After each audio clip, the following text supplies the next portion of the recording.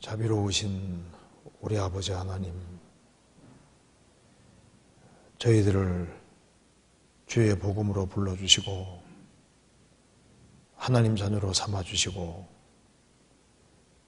소망 중에 살게 해주시는 것을 진심으로 감사합니다. 주님 앞에 또 부족하고 연약한 것이 많을지라도 변함없는 은혜와 사랑으로 저희를 지켜주시고 도와주시는 것을 믿고 감사드립니다. 오늘 이 시간에도 주 성령께서 함께 해주시고 또 우리 마음속에 여러 가지 궁금한 것들을 하나님 말씀으로 풀 수 있도록 도와주옵소서. 하나님의 말씀으로 영혼을 환하게 비춰주시고 우리 마음속에 있는 여러 가지 의문들을 제해주시고 저희들 하여금 주의 복음과 주의 영광을 위해 살 수 있도록 더욱 역사해 주옵소서. 오늘 모든 시종 주 성령께서 우리 마음 가운데 들어 역사해 주시고 도와주시기를 간절히 의지합니다. 그리고 가정마다 주님께서 지켜주시고 또 이곳에 참석하지 못한 형제자매님들을 또 어디 있든지 주님께서 지켜주시고 그리고 주의 복음과 영광을 위해 살도록 더욱 역사해 주옵소서. 주 예수 그리스도 이름으로 기도하옵나이다. 아멘. 질문이 여러 가지가 나와 있는데 한 사람이 많이 한 것 같기도 해요. 그래서 한 사람이 많이 했다 싶으면 좀 뒤로 몇 가지만 하고 뒤로 미루고 이렇게 해서 한번 답을 좀 해보겠습니다. 먼저 제가 질문 한번 읽어보겠습니다. 저는 주님께 정말 귀히 쓰임받고 싶다는 소망을 가진 성도입니다. 그런데 말씀에서 첫째가 되고자 하면 무사람의 끝이 된다 하시고 높아지리거든 낮아진다고 하시며 또 야고보와 요한이 예수님께 주님의 우편에 좌우편에 앉게 해달라고 부탁드렸을 때 받아주지 않으셨습니다. 베드로처럼 모든 사람이 주를 버릴지라도 나는 주를 따르겠다는 신앙이 필요한가요? 아니면 세리처럼 나는 죄인으로서이다 하는 마음을 가지며 해야 하나요? 어느 마음을 주님은 더 기뻐하시나요? 질문 좀 내용이 복잡하죠? 네, 한번 생각해 봅시다. 여기 먼저 저는 주님께 정말 귀히 쓰임 받고 싶다는 소망을 가진 성도입니다. 이게 이제 구원받은 사람, 이게 정상적인 겁니다. 구원을 받고 나면은 내가 주님 앞에 정말 귀하게 쓰임 받고 싶다. 이런 소망을 가진 성도다. 이게 정상인 겁니다. 실제로 주님 앞에 귀하게 쓰임을 받아야 됩니다. 어떤 사람은 구원을 받았다고 하는데 세상적으로는 귀한 일들을 많이 한다고 생각하는데 신앙적으로는 이게 참 문제가 있을 수 있어요. 그래서 우리가 구원 받았으면 주님께 쓰임 받다가 주님 앞에 서야 될 겁니다. 이 소원이 정말 좋은 소원이잖아요. 그런데 주님께 귀하게 쓰임 받고 싶다는 그 소원도 중요한데 사실 귀하게 쓰임 받기 위해서는 먼저 자라야 되는 겁니다. 구원받고 우리 내가 막 부모를 기쁘게 해야지 이렇게 해도 자라야지 기쁘게 하고 할 거 아니에요.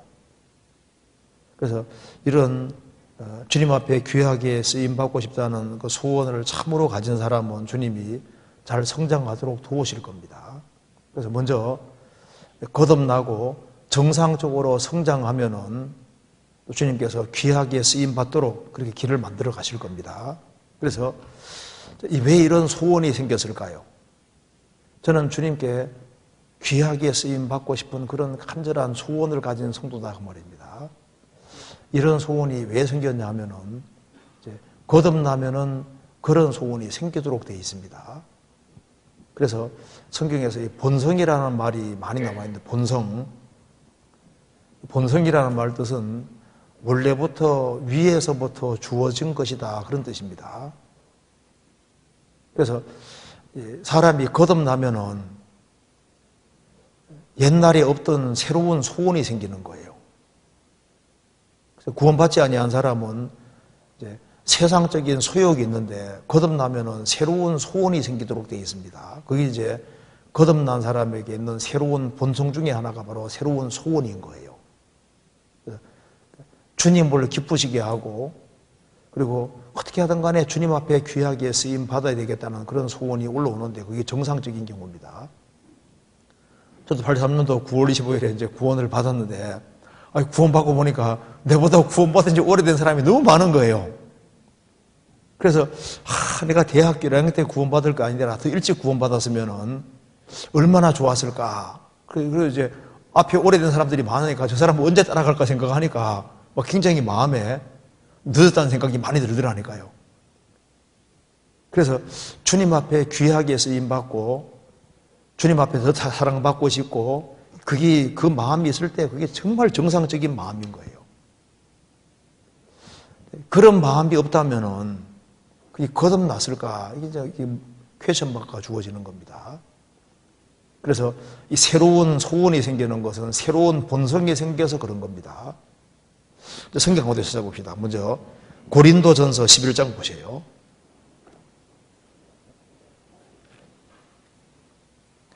11장 14절에 봅시다.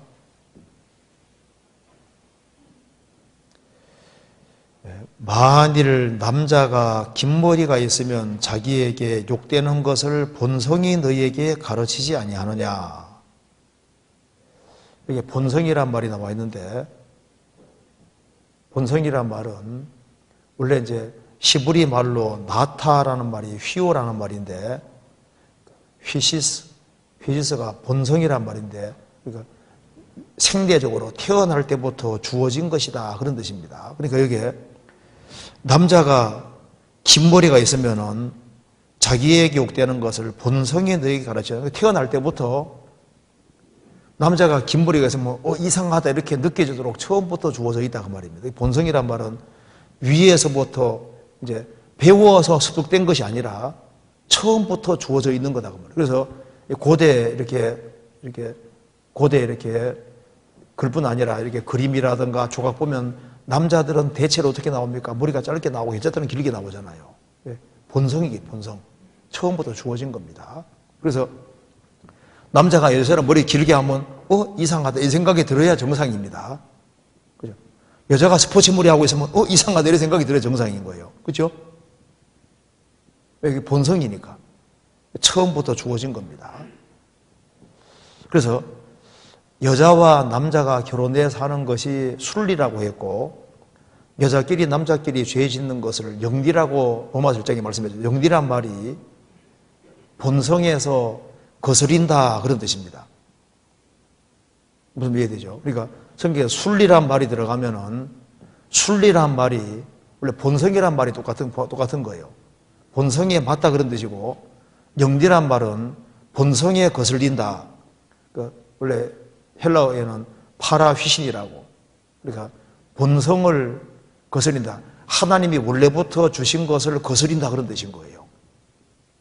옳지 않다는 걸 알 수 있다 그 말입니다. 그래서 사람은 태어날 때부터 본질상 진노의 자녀들이 그 말도 태어날 때부터 태어나고 보니까 죄의 기질을 가지고 태어났다 그런 뜻인 거예요. 그것처럼 이제 거듭나면은 새로운 본성이 생기고 새로운 소원이 생기는데 이게 지극히 정상적인 겁니다. 그래서 짐승은 태어날 때부터 본성을 부여받은 겁니다. 개미는 왜 부지런히 살아갈까요? 그게 태어나서 프로그램이 처음부터 그렇게 위에서부터 주어져 있는 거예요. 그죠? 원래부터 주어진 겁니다. 하나님이 그렇게 프로그램 해놓은 거예요. 도마뱀은 딱 붙잡으면 꼬리 딱 자르는데 왜 그럴까요? 그렇게 프로그램이 되어 있는 거예요. 그게 본성이 주어져 있는 겁니다. 말은 왜 담력이 있느냐? 그거 처음부터 부여되어 있는 거예요. 하나님이 주신 거다 그 말입니다. 이 벌하고 파리가 있으면 비슷하게 생겼는데 파리를 훈련시켜도 어디로 갑니까? 놓아놓으면 똥 있는 쪽으로 가잖아요. 왜냐하면 그렇게 위에서부터 그렇게 처음부터 본성이 그렇게 주어져 있는 거예요. 벌은 향기 있는 쪽에 가잖아요. 이게 원래부터 주어져 있는 겁니다. 그것처럼 사람에게 거듭나면은, 사람이 거듭날 때 죄 사함을 받으면서 성령이 들어오실 때 주와 판단 한정이 되고, 그래서 옛날에 구원받기 전에 없던 새로운 성품이 들어오게 되는 겁니다. 그러니까 새로운 본성 하나가 생기는 거예요. 성령이 들어오심으로. 그래서 그걸 신의 성품이라고 성경에 말하고 있는 겁니다. 베드로 전서 봅시다. 베드로후서 1장.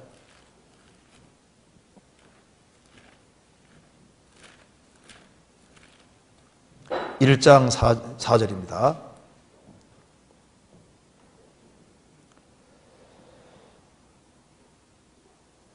이로써 그 보배롭고 지극히 큰 약속을 우리에게 주사 이 약속으로 말미암아 너희로 정욕을 인하여 세상에서 썩어질 것을 피하여 신의 성품에 참여하는 자가 되게 하라 했으니, 여기에 신의 성품이란 말도 신의 본성입니다.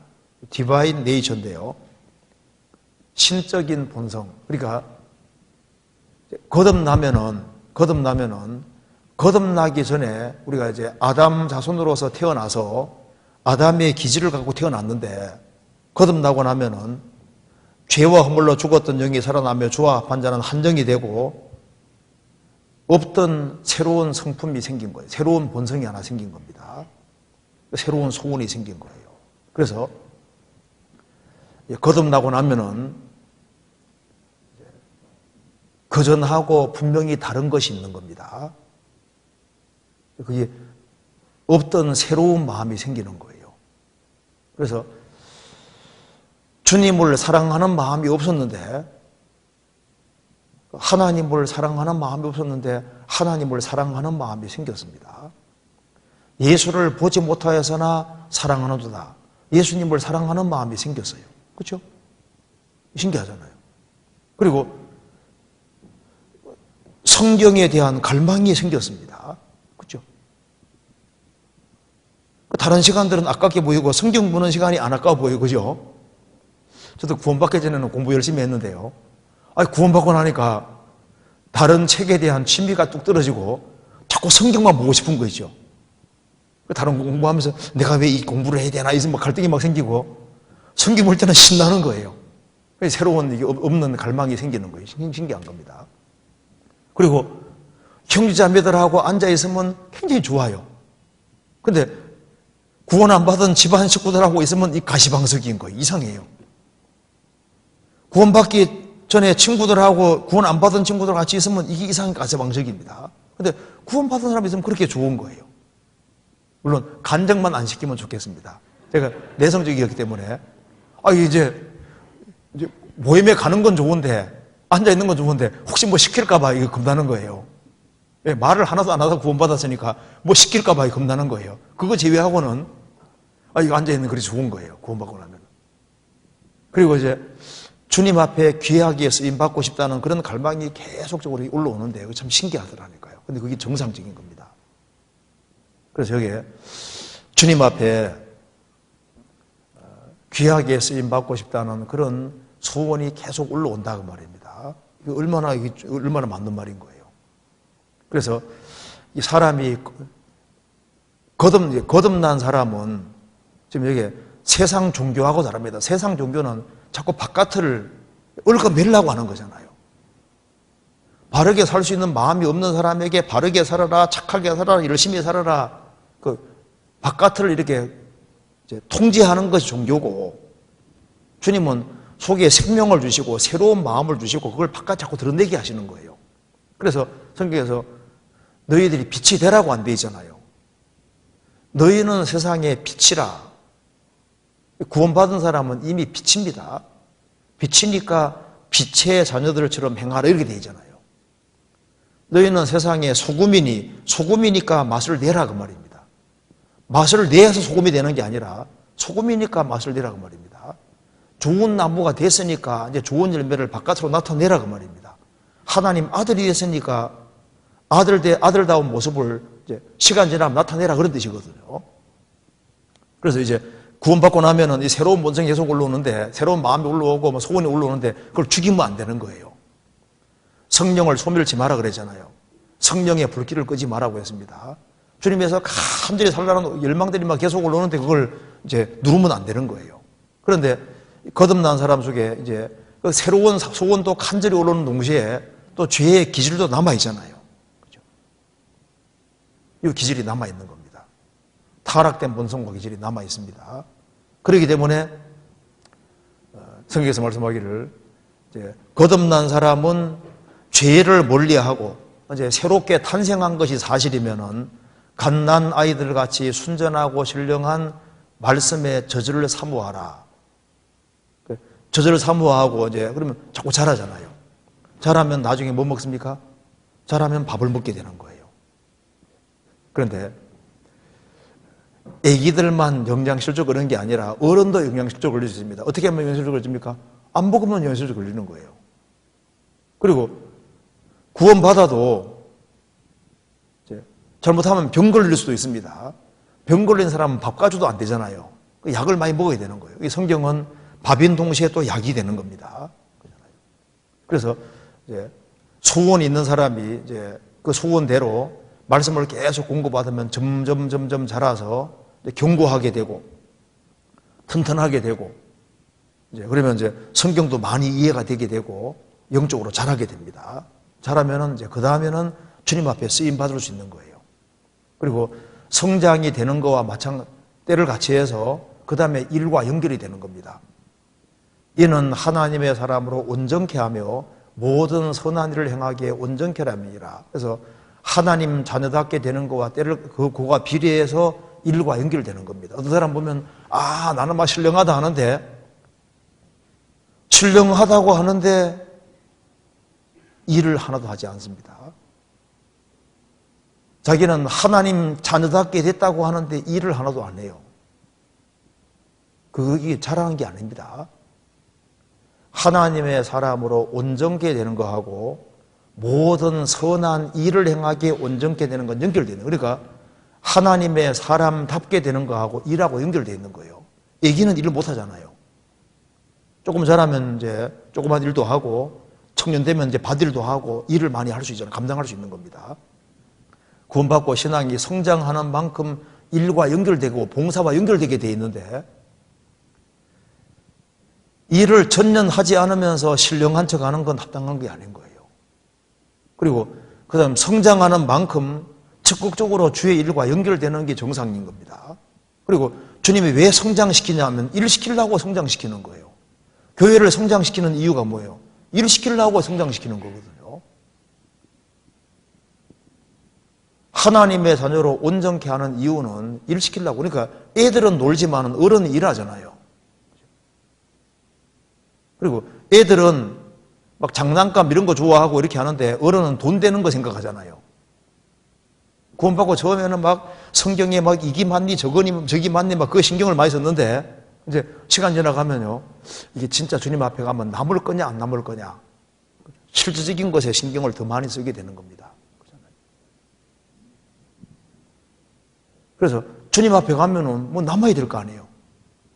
그래서 지금 여기 성경에 막 이 세세한 구절을 많이 아는 것 물론 그것도 필요하지만 그보다 더 중요한 것은 형제자매 어려울 때 같이 신방도 해주고 같이 돌봐주고 집회에 자기 동참을 하고 사실 그런 게 훨씬 더 사실 상 받는 길이 되는 거거든요. 그렇잖아요.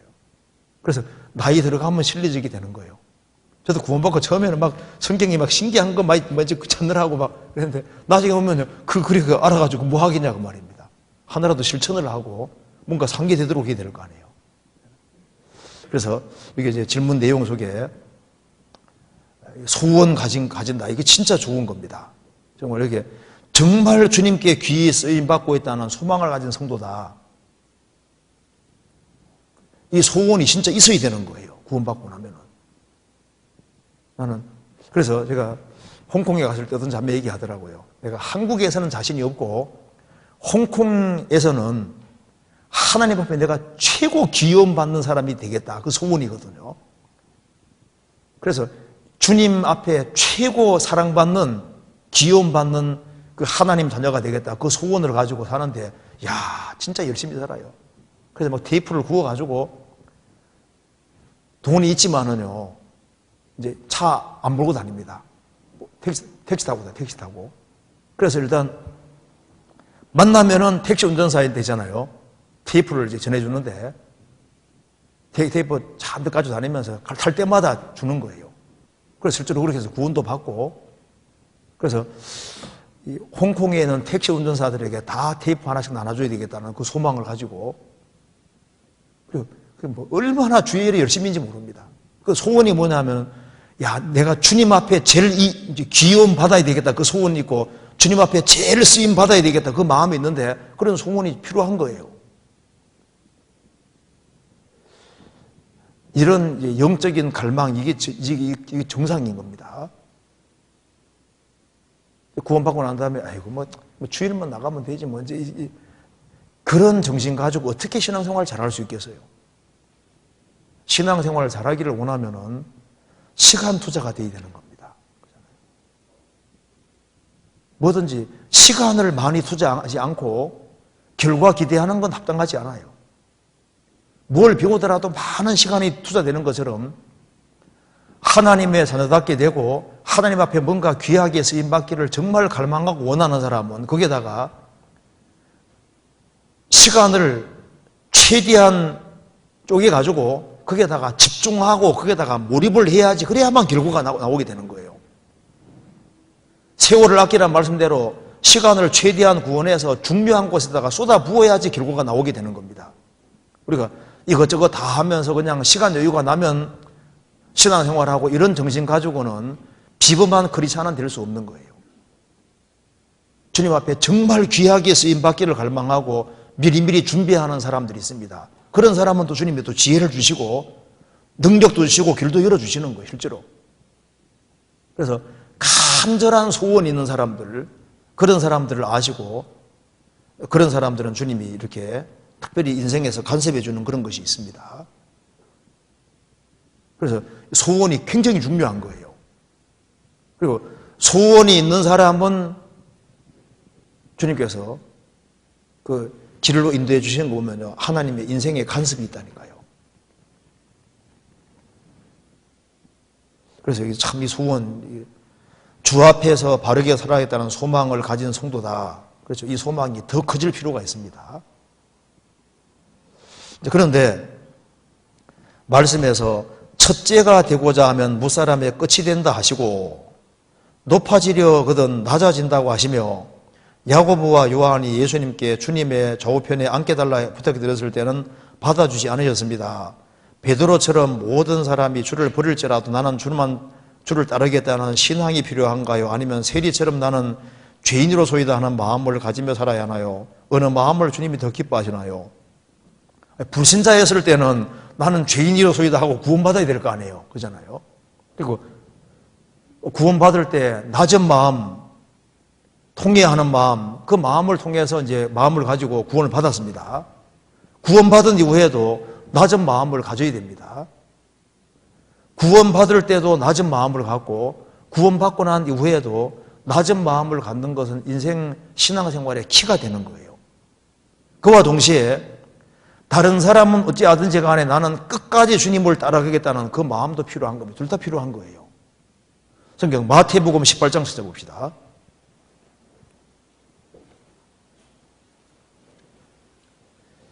(18장 1절입니다)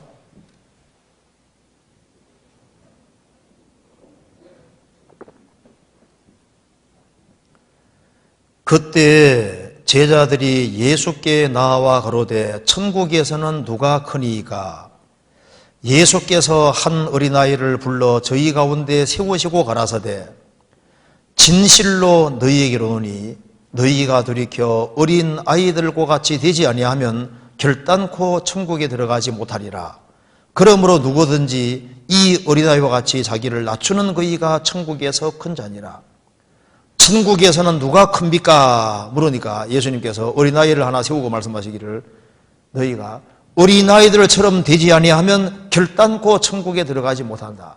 천국에 들어갈 때도 애들처럼 마음을 낮추어서 그 사람에게 구원이 이루어졌고 천국에서 크게 되는 것도 여전히 낮추는 그이가 천국에서 큰 자다. 왜 낮추는 자가 큰 자냐 하면서 예를 성경에 들고 있잖아요. 마음이 교만해지고 높아지면은 왜 천국에서 작은 자가 되냐 하면은 구원받고 난 이후에 마음을 높인다 합시다. 그러면 애들이 눈이 안 들어온다니까요. 어린 사람들이 눈이 안 들어와요. 그리고 마음이 높아지면은 다른 사람을 넘어뜨리는 문제가 생긴다니까요. 그리고 마음이 높아지면은 양 100마리가 있는데 한 마리가 길 잃고 헤매면요, 99마리 있으니까 괜찮지 이렇게 생각하거든요. 마음이 교만해지면요, 그리스도인들이 모이는 그 무리도 보면 만만해 보이고 기죽고 싶고 한바탕 하고 싶고 다 이제 지고 흔들고 싶고, 그 다음에 마음 높아지면 용서하는 마음도 안 생깁니다. 네가 뭔데 나를 그랬어? 그러면서 계속 꽁 하고 문제 삼고, 그리고 주님과 교통이 안 되게 되잖아요. 그런데 마음 낮추면은 신기하게도 어려운 사람들이 보이잖아요. 약한 사람이 분명히 보입니다. 그리고 마음 낮추면은 다른 사람을 넘어뜨리지 않게 되는 거예요. 마음 낮추면은 한 사람이라도 이제 이 신앙생활 잘 못하면 걱정이 되고 근심이 되고 기도해주게 되잖아요. 그리고 마음을 낮추면은 다른 사람이 내게 대해서 안 좋게 얘기하면요, 자기 반성을 하고, 그리고 다른 사람이 나에 대해서 판단하고 말하는 것 자체를 크게 문제를 안 삼고, 나는 1만 달란트 빚진 사람인데 용서받았으니 뭐가 문제가 되겠냐고 쉽게 용서하는 마음이 생기는. 그래서 마음 낮추면은 자기 신앙생활에도 유익하지요. 그리고 이제 마음이 민감해져서 주님 앞에 귀하게 쓰임받을 일이 많이 열리게 돼 있는 거예요. 그래서 이제 구원받을 때도 낮추고 구원받고 난 이후에도 마음을 계속 낮추는 게 필요하고, 그 다음에 또 한 가지는 다른 사람은 어떻게 하든지 간에 나는 주님을 끝까지 따르겠다는 그 각오도 필요하죠. 그래서 적극적인 신앙생활이 필요한 겁니다. 필요해요. 그래서 다니엘도 마찬가지잖아요. 바벨론 포로 잡혀왔을 때 다른 사람은 어떻게 하든지 나는 16살 정도 됐을 때 왔으니까 나는 바벨론 포로 잡혀왔지만은 유태인으로서 신앙교육을 받았는데 바벨론이라는 나라에서 나는 여기에서도 신앙인으로 살겠다 결심을 딱 굳혔잖아요. 다른 사람이야 어떻게 하든지 관계없이 나는 하나님 말씀 가운데 살겠다. 그러니까 주님께 다니엘 인생을 빛나게 만들어 주셨잖아요. 남들 보고 신앙생활을 할 것이 아니라 성경의 기준에서 저 사람이 저만큼 하니까 나도 저만큼 해야 되겠다, 그게 아니라 성경의 기준 가지고서 다른 사람이야 이렇게 신앙을 저렇게 생각하든 간에 하나님 앞에서 나기 때문에 하나님 앞에서 내가 신앙생활을 정말 바르게 하려는 그런 마음 갖고 사는 것이 필요한 겁니다. 필요하죠. 그리고 이게 첫째가 되고자 하면 무사람의 끝이 된다 하시고 높아지려거든 낮아진다 하시며, 그런데 첫째가 되고자 한다는 게 뭡니까? 이게 세상적인 입장에서 높아지는 걸 말하는 겁니다. 끝이 되어야 된다는 것은 소극적으로 살아난 말이 아니라 섬기는 자세로 살아야 될 것을 말씀하는 거예요. 섬기는 자세로. 그러니까 제자들 사이에 누가 높으냐 이렇게 했는데 그 세상적인 의미로 높아지는 걸 말하는 겁니다. 그래서 모든 사람의 끝이 되어야 된다는 게 섬긴다는 게 뭐예요? 섬긴다는 건 더 희생하고 수고하는 걸 가르치는 거예요. 그러니까 예수님은 섬김 받으러 온 것이 아니라 섬기러 오셨잖아요. 어떻게 하는 게 섬기는 겁니까? 자신의 목숨을 바친 것이 그게 섬겨준 거잖아요, 우리를. 우리가 어떻게 형제자매 섬길까요? 형제님, 자매님 이게 섬기는 겁니까? 물론 그것도 되겠지만은 그거보다 더 큰 것은 희생하고 수고하는 게 섬기는 거예요. 부모는 자녀 키우기 위해서 희생하고 수고한 게 자녀를 섬겨준 거잖아요. 주님은 우리를 섬겨주신 겁니다. 그래서 모든 사람의 끝이 되어야 된다는 것이 섬겨야 된다는 건데, 섬긴다는 게 뭡니까? 주님 앞에서 더 희생하고 수고하고 적극적으로 살 것을 말씀하는 겁니다. 그리고 야고보와 요한이 좌우편에 앉게 해달라고 어머니 통해 부탁했잖아요. 그런데 예수님께서 좌우편에 앉는 것은 내가 줄 것이 아니라고 했습니다. 그 영광이 합당한 사람에게 준다고 했습니다. 예수님 가장 가까이에서 섬기는 사람은 그 영광인데 그 영광은 그 합당한 사람에게 주시는 거예요. 주님 가장 가까이 있는 그 영광은 그거는 아무에게 주시는 게 아니다 그 말입니다. 천국은 똑같이 가도 영광 차이가 있는 겁니다. 그래서 주님을 가까이에 섬긴 제자라 할지라도 역사 속에서 정말 주님 가장 가까이에서 섬기는 그런 영광은 받을 사람이 따로 있는 거예요. 사실 야고보 요한보다 베드로 바울 사도는요 훨씬 더 고난을 많이 받았습니다. 그잖아요. 구약 시대에 모세 보세요. 얼마나 그 주님 위해서 희생하고 수고하고 고생을 많이 했습니까? 성경 잠언 26장 찾아봅시다. 잠언 26장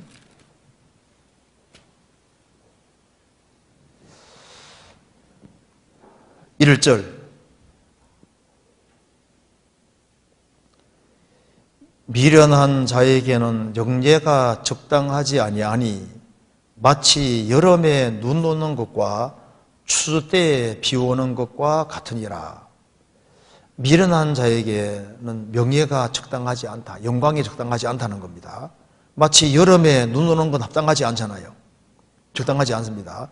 추수 때에 비 오는 건 합당하지 않은 것처럼 미련한 자는 영예가 적당하지 않은 거예요. 영광이라는 것은 그 영광받기 합당한 사람이 받아야 되는 겁니다.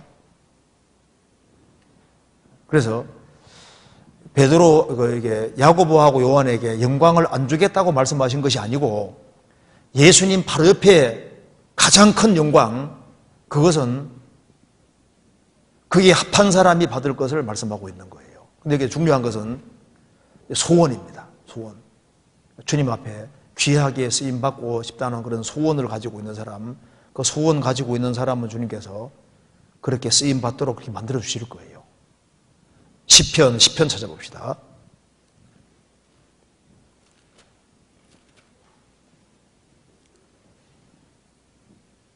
시편 3절.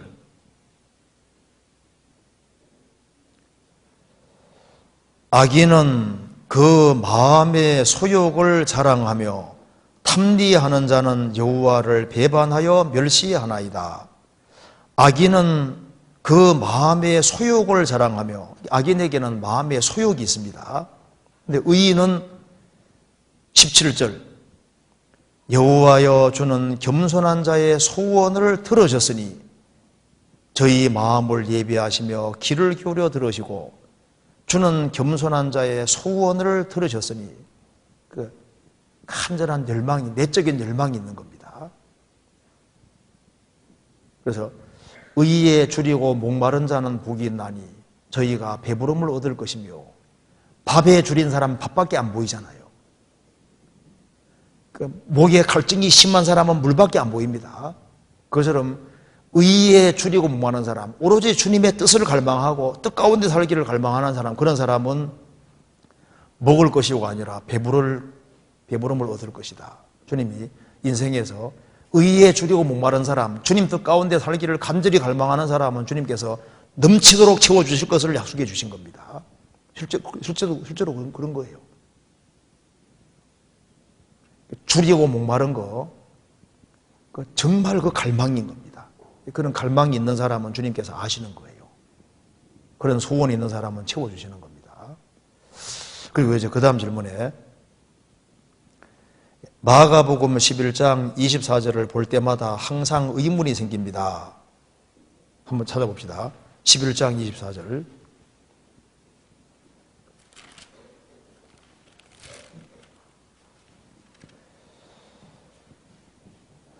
24절. 그러므로 내가 너희에게 말하노니 무엇이든지 기도하고 구하는 것은 받은 줄로 믿으라. 그리하면 너희에게 그대로 되리라. 이 말씀에서 정말로 받은 줄로 믿고 구하면, 감사함으로 구하면 다 받을 수 있나요? 받지 못한 것은 제가 구하지 않았고 믿음이 부족한 연고인가요? 믿음으로 구하고 조금 더 의심하지 말라 하셨는데 제가 계속 의심해서 얻지 못하는 것인가요? 참 좋은 질문이잖아요. 여기에 분명히 말씀하기를 그러므로 내가 너희에게 말하노니, 너희가 주님 제자들에게 말하는 겁니다. 겨자씨 하는 말은 믿음 있는 사람에게 하는 말입니다. 믿음. 그러므로 내가 너희에게 말하노니 무엇이든지 기도하고 구하는 것은 받은 줄로 믿어라. 그리하면 너희에게 그대로 되리라. 이렇게 되어 있는데, 아니 실제로 이제 기도하고 구한 것은 받은 줄로 믿으라 했는데 그대로 뭐 안 되는 경우도 많은 것 같은데 어떻게 된 거냐? 그러니까 이제 이 말씀 이걸 볼 때마다 의문 생긴다 그 말입니다. 그렇죠? 그런데 여기 이제 무엇이든지 기도하고 구하는 것은 받은 줄로 믿어라. 이 무엇이든지란 말을 문맥에 잘 살펴볼 필요가 있습니다. 여기 이제 무엇이든지 말 속에 25절 보세요. 서서 기도할 때 아무에게나 흉보이가 있거든 용서하라.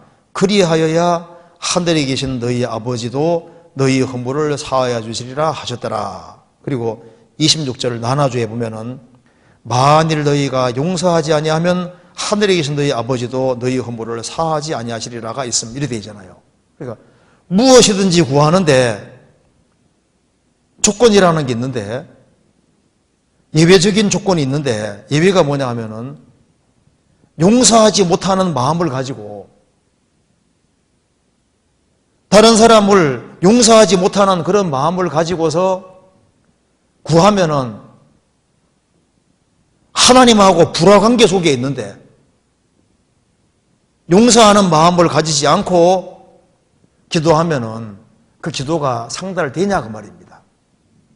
용서부터 하라고 말씀하신 거예요. 그래서 용서치 아니하면 사하지 아니하시리라 그 말이 하나님과 교통이 안 된다 그 말입니다. 그래서 우리 기도 응답이 안 되는 이유 중에 하나가 용서하지 못하는 마음이잖아요. 그게 기도를 막는 것이 되는 겁니다. 그래서 가정생활에서 불화 같은 게 있으면은 기도가 막힌다고 되어 있잖아요. 그러니까 무엇이든지 속에 일단 여기 주님 첫 번째 거론하신 것은 용서하는 마음을 가지고 너도 용서받은 사람이니까 내게 잘못하는 사람을 언제든지 기꺼이 용서하는 마음을 가지고 그래야만 그게 하나님 마음에 맞고 그래야만 친밀한 교통이 되고 그 속에서 구하는 걸 들어주겠다 그 뜻이 들어있는 겁니다. 첫 번째 용서가 들어가 있는 겁니다. 조건 속에. 그러니까 무엇이더란 말씀 속에 예외라는 조건이 있는데 조건 중에 하나가 먼저는 용서, 또 한 가지는 야고보서 4장 찾아봅시다. 야고보서 4장 3절.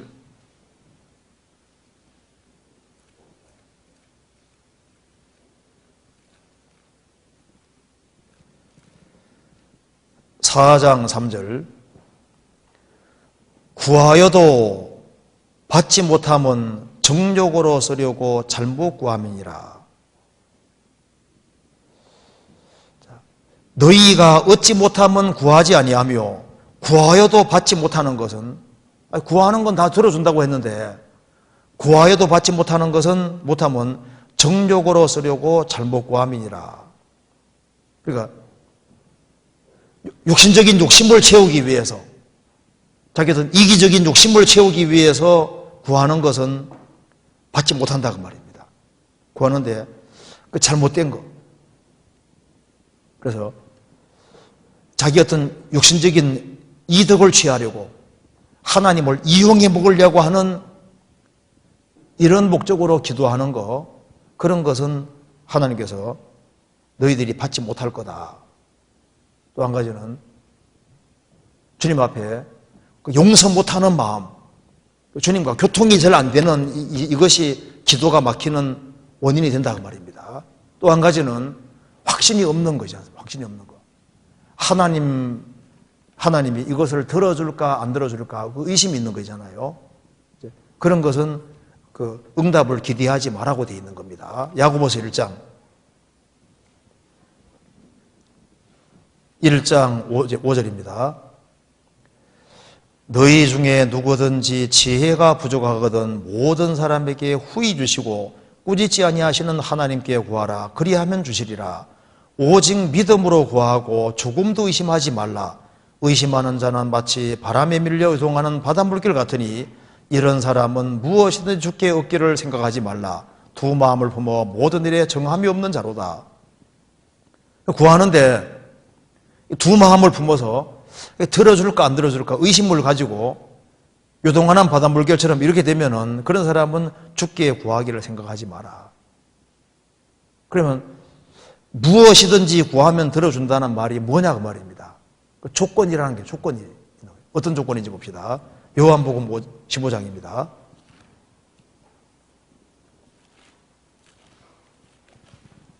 15장 7절입니다.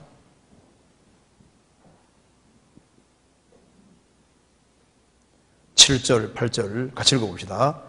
너희가 내 안에 거하고 내 말이 너희 안에 거하면 무엇이든지 원하는 대로 구하라. 그리하면 이루리라. 너희가 과실을 많이 맺으면 내 아버지께서 영광을 받으실 것이요 너희가 내 제자가 되리라. 여기 보시면은 무엇이든지 앞에 조건이 붙어 있죠. 무엇이든지란 말 앞에 조건이 붙어 있는데 너희가 내 안에 거하고 이게 조건입니다. 너희가 내 안에 거하고 먼저 구원받은 무리 가운데 거하고 주님은 포도나무 우리는 가지니까 주님은 머리고 우리는 몸이니까 몸된 교회에 연결돼서 주 안에 거하고 너희가 내 안에 거하고 이게 너희가 내 안에 거하고 이게 이제 중요한 겁니다. 이거 잠깐 적고 찾아봅시다. 여기 시편 91편 한번 볼까요?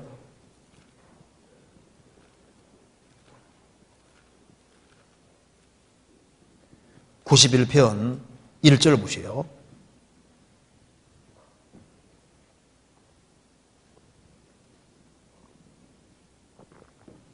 (1절) 같이 읽어봅시다. 지존자의 은밀한 곳에 거하는 자는 전능하신 자의 그늘 아래에 거하리로다. 지존자의 은밀한 곳, 비밀한 곳입니다. 지존자의 은밀한 곳. 은밀한 곳은 아무나 들어올 수 없는 곳이잖아요. 지존자의 은밀한 곳에 거하는 자는, 이 거한다는 말이 영어로는 dwell입니다. 거한다는 것은 이게 자기 집처럼 그 사는 거예요. 지존자의 은밀한 곳에 거하는 자는 지존자의 은밀한 곳에 비밀 장소. 그래 지금으로 말하면은 신약 시대로 말하면은 지존자의 은밀한 곳이 어딜까요? 쉽게 말해서 주님을 머리로 받드는 무리 가운데 밀접하게 거기에 동고동락하고 운명과 고락을 함께하고 그 집처럼 자기 집처럼 생각하고 사는 사람들 그런 게 사실은 거하는 겁니다. 어떤 사람 보면 주일만 얼굴 잠깐 내밀고 싹 도망가 버리고 뭐 주일날 뭔 바쁜 일이 있는지 잠깐 눈장 찍고 샥 도망가 버리거든요. 그게 진짜 포도나무 가지로 거하는 것일까요? 이게 포도나무 가지로 거하는 것은 형제가 연합하여 동거함이 어찌 그리 선하고 아름다운 거. 연합하여 동거라는 것이 원래 부부가 같이 사는 것이 동거인 거예요. 같이. 운명과 고락을 함께 하는 것이 그게 동거거든요. 그러니까 포도나무 가지로 붙는 것이 그냥 주일만 왔다 갔다 하는 게 아니고 구원받은 무리 가운데 물접하게 연결되어서 운명과 고락을 같이 할 마음과 자기 가정처럼 생각하면서 그래야지 그게 사실은요 신앙생활을 활발하게 할 수 있고 잘 자랄 수 있는 거예요. 자녀가 항상 집을 중심으로 행동할 때 그럴 때 그 부모의 가르침 속에 잘 자랄 수 있잖아요. 그잖아요. 그래서 이 그리스도인들이 모이는 무리를 사실을 자기 집처럼 생각하면서 애착을 가지고 정말 그런 사람이 있습니다. 그런 사람 잘 자라고 그런 사람들을 주님 눈여겨보시고 그런 사람을 축복해 주시고 그런 사람을 귀하게 사용하시는 거예요. 그래서 지존자의 은밀한 곳에 거하는 자는, 이 거한다는 말이 가정처럼 생각하고 살아가는 거예요. 하나님을 붙잡고 하나님 안에서 같이 살고, 그 하나님 안에 같이 살면은 하나님이 가장 귀히 여기는 그 그리스도인들이 모이는 무리를 귀하게 여기고 거기에 애착을 가지고 살아가는 겁니다. 그런 사람은 전능하신 자의 그늘 아래 거하리로다. 전능자의 그늘이라 그랬습니다. 구원 안 받은 사람은 사망의 그늘에 있는데, 구원받은 사람은 전능하신 자의 그늘 아래 있으면은, 전능자의 그늘 아래 있으면 전능자의 손길이 움직이는 거예요. 그래서 주님 손에 붙잡힌 바 되어서 주님 앞에 귀하게 쓰임받게 되는 겁니다. 그래서 여기 요한복음 15장 보면은 7절에 너희가 내 안에 거하고, 조건입니다. 그 다음에 내 말이 너희 안에 거하면, 그리스도인들이 주님 안에 거하고, 이 거하고다는 말도 이 듀엘입니다. 운명과 고락을 함께하고 살아가는 거예요. 형제자매가 연합해서 동거하고 정말 가정처럼 자기 집처럼 생각하고 살아가는 겁니다. 그리고 그런 사람에게 주님 말씀이 거하면은 너희가 내 안에 거하고 내 말이 너희 안에 거하면 그럼 마음에 소원이 생기는 거예요. 그러면 말씀에 근거해서 무엇이든지가 뭡니까? 내 말에 거하면은 말씀에 근거해서 구하는 겁니다. 그래서 무엇이든지, 그 말이 말씀에 근거해서 말씀에 합한 것을 무엇이든지 구하면은,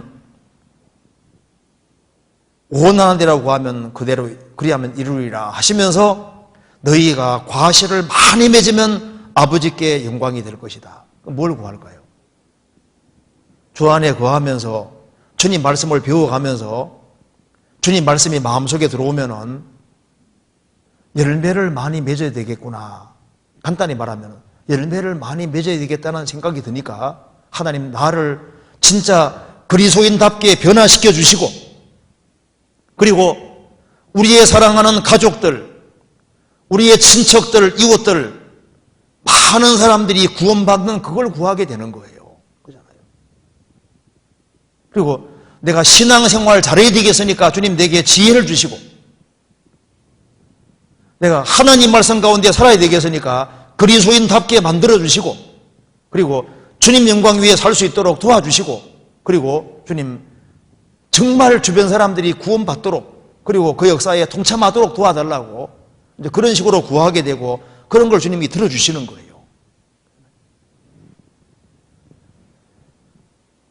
그리고 기도한 것은 받은 줄 여기라고 말씀했습니다.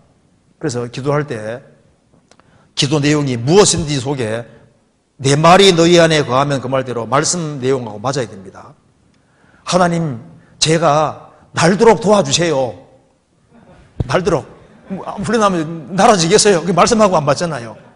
나를 최고 재벌이 되게 해주세요. 아서라. 그런 거 안 들어주네. 하나님, 저 누구 영화배우 저 너무 멋있는데 저 영화배우하고 결혼하게 해주세요. 한다고 결혼하겠습니까? 무엇이든지 말이 그 말이 아니잖아요. 그래서 구하는 내용이 하나님 말씀에 맞게 구하고, 그러면은 하나님이 이미 들은 것으로 받아들이라 그 말입니다. 그러면 인생 속에서 그대로 되는 거예요. 솔로몬은 기도했는데 그 하나님 마음하고 맞는 것이 말씀과 맞는 겁니다. 솔로몬은 지혜를 구했잖아요. 그게 하나님 마음에 맞았습니다. 그 하나님 뜻하고 맞았기 때문에 주셨습니다. 바울 사도는 몸에 질병이 있고 안질이 있으니까 눈이 잘 안 보이는 거예요. 그래서 글자가 잘 안 보입니다. 쓸 수 없어요. 그래서 대서했다는 거 아시죠? 글자가 안 보이는 겁니다. 잘 안 보이는 거예요. 그래서 바울은 기도하기를, 하나님, 나 이거 질병만 좀 없애주시라고. 질병만. 내가 눈만 잘 보이고 그러면은 주님 일을 하는데 더 좋지 않겠습니까? 하고 구했습니다. 3번 기도했는데 뭐라 그랬습니까? 주님 들어주셨습니까? 근데 기도했으니까 3번 간절히 기도했으니까 이제 너 눈 낫게 해주고 눈 잘 보이게 만들어주고 했습니까? 아닙니다. 내 은혜가 내게 족하다. 약한 데서 네 능력이 약한 데서 능력이 강해진다고 되잖아요. 하나님이 그 사람에게 은혜 속에 살게 하기 위해서 일부러 딱 고난 주신 거예요. 일부러 질병을 딱 부여해 주신 겁니다. 그게 사실은 간절히 기도한 걸 하나님이 안 들어준 것이 들어준 거잖아요. 그죠? 그가 교만하면 안 되니까 하나님이 육체의 질병을 주셨고, 그리고 약한 데서 하나님이 온전하게 되도록 해 주신 겁니다. 들어주신 거예요. 그리고 그 남북 전쟁 때 그 책에 이런 게 나옵니다. 샤프스버그, 참 이게 발음하기도 어려워. 사프스버그라는 전투가 있는데 남군하고 북군하고 치열하게 싸웠는데 누가 봐도 남군이 이길 수 있게 돼 있었습니다. 그리고 남군이 정말 기도를 열심히 했거든요. 그리고 하나님이 응답해 준다는 확신을 가졌는데 전쟁에서 아주 대패했습니다. 나중에 그 남군을 인도했던 고어든 장군이 회고록에 남기기를, 우리가 간절히 기도했는데 응답한다는 확신 가지고 했는데 졌다 그 말입니다. 나중에 보니까 남군이 지는 것이 응답이었던 거예요. 나중에 역사를 회고해 봤을 때 남군이 졌기 때문에 미국이 엄청 발전할 수 있었고, 그 미국이라는 나라가 크게 발전하는데 이게 북군이 이기게 되는 겁니다. 그래서 진 것이 사실은 승리라는 것을 깨닫게 된 겁니다. 우리가 이제 간절히 기도한 것을 시간 지나 보면요, 주님이 응답이 오셨어요.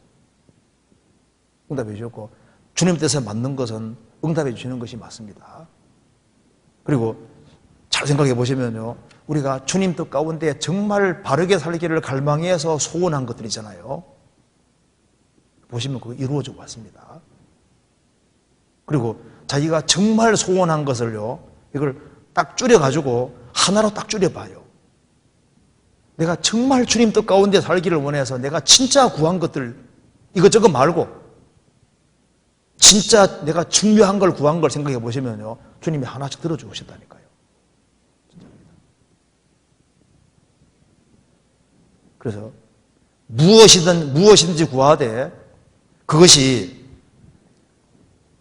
주님 말씀을 배워가는 가운데서 정말 주님이 소원을 주시고, 그리고 주님 뜻 가운데 살기 위해서 구한 것들, 그 내용이 아주 분명한 것들, 그런 거 보면요, 주님께서 들어주셨던 거예요. 그리고 시간 지나가면 이루어집니다. 이미 이루어진 거로, 기도 응답을 해준 거로 받아들이라고 되어 있잖아요. 그리고 시간 지나가면 되어 있는 거예요. 저도 구원받고 난 이후에 간절하게 구한 것이 있습니다. 제가 뭘 구했을 것 같아요? 딱 하나. 하나님, 너 다른 거 말고 하나님 말씀 바르게 익히게 도와주세요. 이거. 그래서 자나깨나 소원이, 하나님, 내 하나님 말씀 바르게 익힐 수 있게 도와주시라고. 근데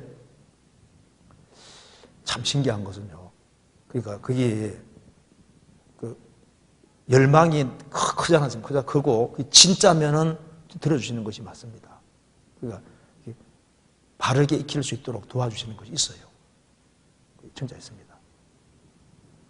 그러니까 우리가요, 주님 앞에 바르게 살라고 하는 그 마음 가지고, 그리고 신앙생활하는 속에서 정말 소원하는 것이 있으면요, 그게 진짜고, 그리고 그걸 위해서 열심히, 그러니까 준비하는 것도 이게 기도거든요. 기도만 하는 것이 기도가 아니라 정말 주님 영광을 위해서 미리 준비하고 이런 모든 것 자체, 그것도 다 기도에 속하는 거예요. 우리가 돌이켜보면은 에벤네셀을 하나님의 도움의 도를 여기저기 볼 수 있습니다. 여기까지 도우셨다. 이렇게 도와준 걸 발견할 수 있는 거예요. 그래서 일단은 너희가 내 안에 거하고 내 말이 너희 안에 거하면 이 조건이 붙어 있고, 그리고 또 한 가지는 말씀하고 맞아야 되는데 원수 관계를 있으면 이게 응답이 안 됩니다. 용서하지 못하는 마음이 있으면 이게 안 돼요. 그래서 기도할 때 용서를 내게 잘못한 사람이 있을 때 그걸 중심으로 정말 용서하는 마음을 가져야만 주님하고 교통이 되도록 되어 있는 거예요. 용서가 참 중요한 겁니다. 그래서 중심으로 용서치 아니하면은 하나님은 영이신데 네 마음부터 고치라고 하시는 거예요. 그래서 우리가 주님 뜻에 맞으면은 항상 기도하고 낭망치 말고 구하면은 주님께서 이렇게 들어주시는 겁니다. 그 다음 질문 봅시다. 사람의 심리적 문제는 말씀으로 치유될 수 없나요? 하나님의 말씀은 살았고 운동력이 있다고 하셨는데, 그죠? 심리적인 문제가 상당 부분 치유될 수 있습니다. 그런데 보세요. 이제 어떤 사람이 구원받았는데 암이 걸렸다. 그래도 구원받았다고 해서 암이 금방 치료되는 게 아니잖아요. 그죠? 암이 치료되는 경우도 있지만 치료 안 되는 경우도 많습니다. 그리고 엘리사 같은 경우는 병 걸려 죽었잖아요. 병으로 죽었습니다. 그러니까 죽은 자도 살린 엘리사가 자기가 병 걸려 죽었습니다. 그리고 남의 병을 고친 바울 사도가 자기가 병이 있었잖아요. 그리고 바울 사도가 가장 가까이 했던 디모데, 네 비위와 자주 나는 병을 인하여 포도주금서라는 그런 말씀도 있는데, 디모데도 위장이 안 좋고 병이 있었는데 안 고쳐줬어요. 디모데도 사장에는 드로비모가 바울 사도 동력자인데 병드니까 밀레도에 두고 전도하러 갔습니다. 그러니까 구원받았다고 해서 질병 자체가 고쳐지는 경우도 있지만 안 고치는 경우도 있고, 심리적인 것도 마찬가지입니다. 마찬가지인데, 그런데 대체로 영혼 몸은 연결되어 있기 때문에 거듭나면은 심리적인 것은 상당히 많이 치유될 수 있습니다. 실제로. 너무 심한 경우는 이제 약을 먹어야 되지만은, 너무 심하지 않은 그런 경우는 대체로 구원받고 나면은 많이 치유되는 것이 있어요. 그리고 신앙생활을 바르게 하면 주님께서 이제 실제로 심리적으로 많이 치료해 주는 것이 있습니다. 우울증부터 시작해가지고 많이 치료가 되거든요, 실제로. 먼저 우리 한번 왜 이런 게 되냐면은, 가능하냐면은 하나님이 영혼 몸을 만드셨잖아요. 보통 이렇게 심리적으로 이렇게 병들이 있는 사람은 상처를 많이 받은 것이 있는데, 보통 사랑을 많이 받으면 많이 치유가 되게 돼 있어요. 그런데 주님이 나를 사랑하셨고 나를 돌봐주시고 실제로 간섭해 주시기 때문에 주님 붙잡고 주님과 교제하고 살아가는 사람은 하나님의 관심을 항상 받고 있는 걸 느끼기 때문에 그 사람이 바꿔질 수 있는 거예요. 먼저 한번 찾아봅시다. 시편 139편 봅시다.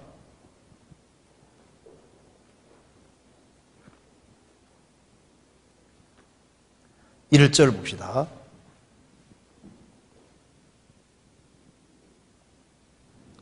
1절 같이 읽어봅시다. 여호와여, 주께서 나를 감찰하시고 아셨나이다. 여기 주께서 나를 감찰하시고 아셨나이다. 이것이 영역본에는 현재 완료로 되어 있습니다.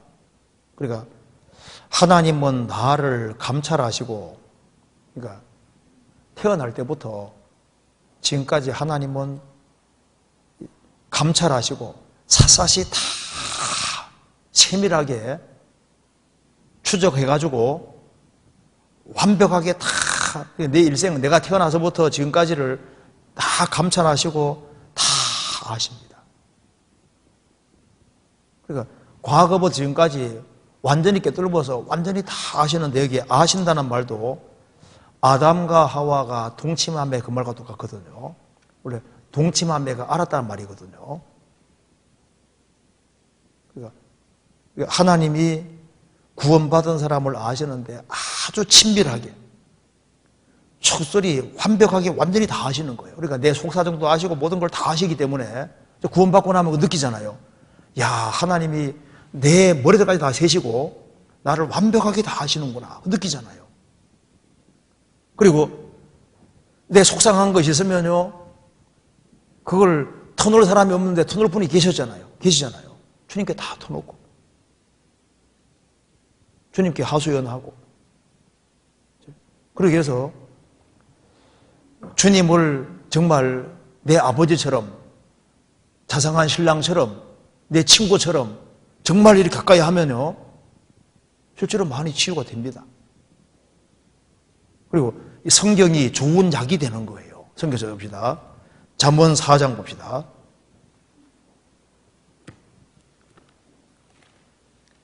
4장 20절.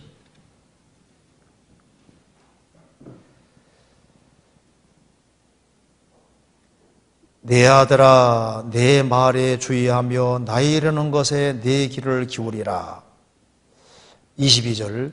그것은 얻는 자에게 생명이 되며 그 온 육체의 건강이 됨이니라. 이 하나님 말씀을 귀담아 잘 듣고 이 하나님 말씀 가운데 살아가면은 그 사람에게 생명이 되고 그 온 육체의 건강이 됨이니라. 그리고 하나님 말씀을 계속 배우면은 물어 지킬 만한 것보다 더욱 내 마음을 지키라. 이 마음이 견고해지고 마음이 튼튼해지기 때문에 심리적으로도 튼튼하게 되는 거예요. 그래서 보통 이제 마음의 상처를 많이 받아가지고 이 문제가 보통 생기거든요. 그런데 하나님 말씀을 귀담아 잡고 귀를 잡고 들으면은 이상하게 마음이 딱 굳세게 되는 거예요. 견고하게 되고 마음에 기쁨이 생기고 감사가 생기고 그리고 이제 이 마음을 비장한 각오도 하게 되고 그래서 튼튼해진다니까요. 그래서 심리적으로도 실제로 좋아지고 그래서 육체의 건강이 실제로 오게 되는 겁니다. 잠언 3장 7절에 보시겠습니다.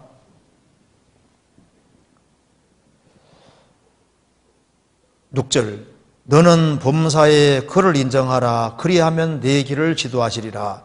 스스로 지혜롭게 여기지 말지어다. 여호와를 경외하며 악을 떠날지어다. 이것이 내 몸에 양약이 되어 내 골수로 윤택하게 하리라.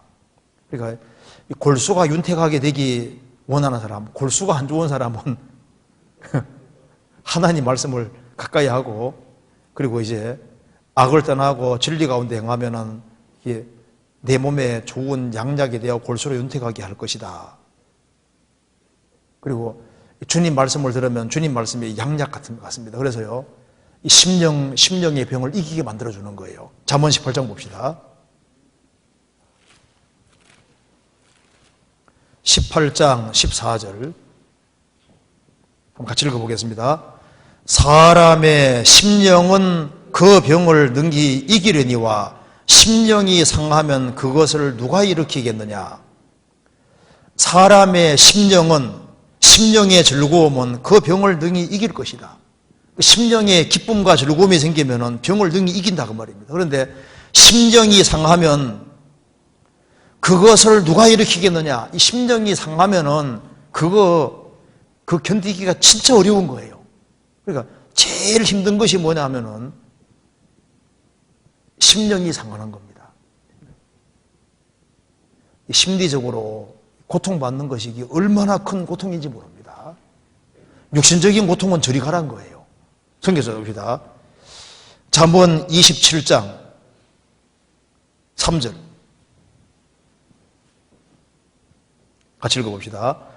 돌은 무겁고 모래도 가볍지 아니하거니와 미련한 자의 분노는 이 둘보다 무거우니라. 하루 종일 돌짐을 지고 하루 종일 모래짐을 지면 얼마나 힘들어요. 그런데 육신적인 고통은 자고 나면 그 다음 괜찮잖아요. 그런데 미련한 자의 분노는 이 둘보다 무거우니라. 내 옆에 자꾸 날 열받게 하는 사람이 있어요. 자꾸 화를 불러일으키는 사람이 있거든요. 심심하면 쪼아대고 심심하면 나를 괴롭히고 막 이렇게 막 말로 막 이렇게 하면요 스트레스를 계속 받잖아요.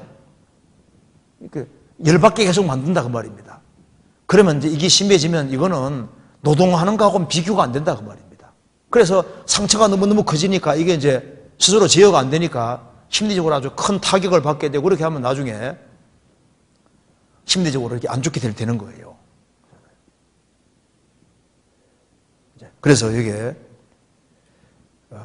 육신적인 고통보다는 심리적인 고통이 훨씬 더 클 것을 성경에 말씀하고 있고, 그래서 육신적인 질병보다 심리적인 어떤 질병이 더 큰 문제가 될 수 있습니다. 그런데 이제 영혼 몸이 연결되어 있으니까 영적으로 강건하게 되면 대체로 몸도 좋아지는 경우가 많고 심리적으로 강건해지는 것이 또 있어요. 그리고 내가 구원받은 게 확실하고, 그리고 이제 사는 목적이 확실하고, 또 주님이 나와 항상 함께 하신다는 걸 알고, 또 실제로 말씀을 들으면 말씀이 힘이 있거든요. 하나님 말씀은 살았고 능력이 있기 때문에 그 사람 영혼에 평강을 주고, 그리고 심리적으로 많은 것을 이렇게 완화시킬 수 있는 겁니다. 그리고 이제 극단적으로 아주 심한 경우는 약을 먹을 필요도 있어요. 예수님 말씀하시기를 건강한 자에게는 의원이 절대 없고 병든 자에게라 어떻게 됩니까? 쓸데 있는 일을 하셨잖아요. 그러니까 병든 사람에게 의사가 필요한 겁니다. 그것도 약도 사실 하나님 만들어 놓으신 거예요. 하나님이 만드는 세상에서 하나님이 약을 만들어 놨지 않습니까? 그걸 인간은 하나님이 만들어 놓은 걸 응용한 겁니다. 그래서 약도 건강에 좋으면 감사함으로 받으면 버릴 것이 없다 그랬잖아요. 하나님 만들어 놓은 거예요. 그리고 의사도 하나님이 허락하심 속에서 되어지는 거니까 그 의료기술이라든가 이런 걸 이용해가지고 하는 것도 의사도 필요하다고 생각이 되어 있잖아요. 필요 없는 게 아닙니다. 그렇게 생각하면 좋겠습니다. 그리고 여기에 할 때 심령에 소망이 확실하고, 이제 그러면은요, 이 진짜 많이 회복도 돼요. 생각해 봅시다. 예레미야 31장. 예레미야는 스트레스를 많이 받았거든요. 그런데 봅시다. 예레미야 31장 봐봐요. 31장 25절.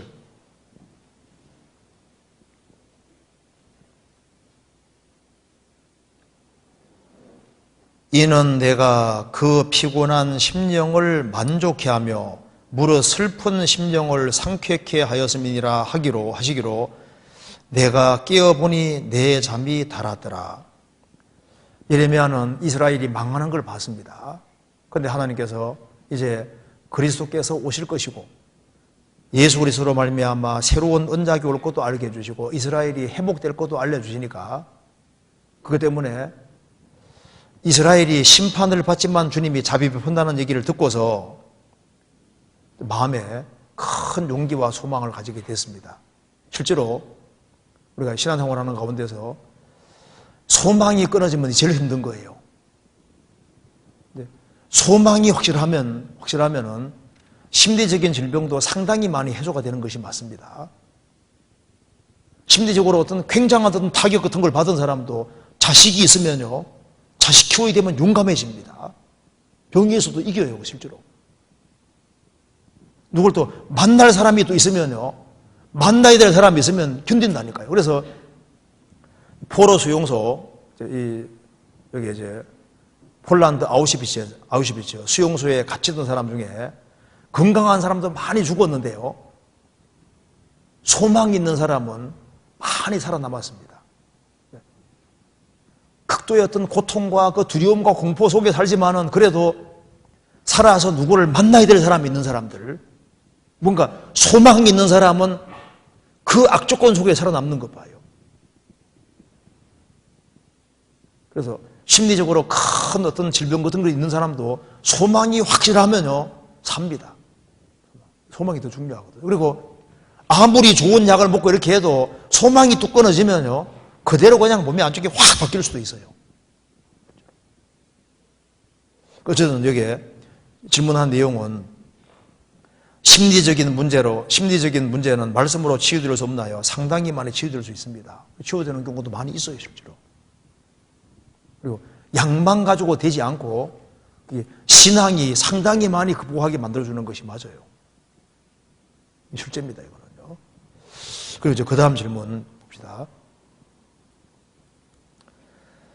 전도할 때나 형제 자매님들을 섬길 때 저의 실수로 인해 오히려 성경과 교제에 대하여 부정적인 생각을 갖게 될까봐 정말 매사에 말을 조심하려고 노력을 합니다.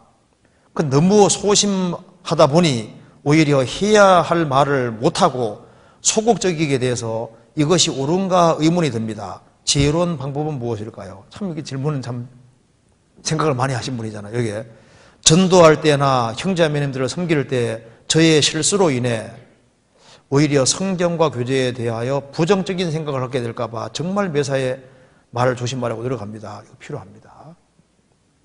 구원받고 난 이후에는 하여튼 조심하는 게 잘하는 거예요.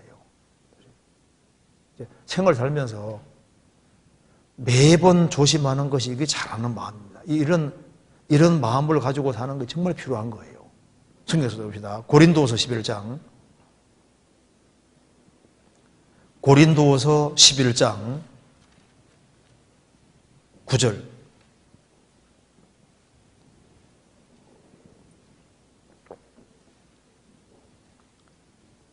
또 내가 너희에게서 용도가 부족하되 아무에게도 누를 끼치지 아니함은 마케도냐에서 온 형제들이 나의 부족한 것을 보충하였음이니라.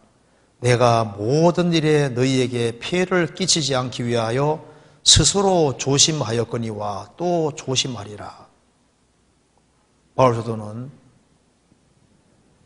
성도들을 대할 때 조심하고 또 조심했습니다. 또 조심했습니다.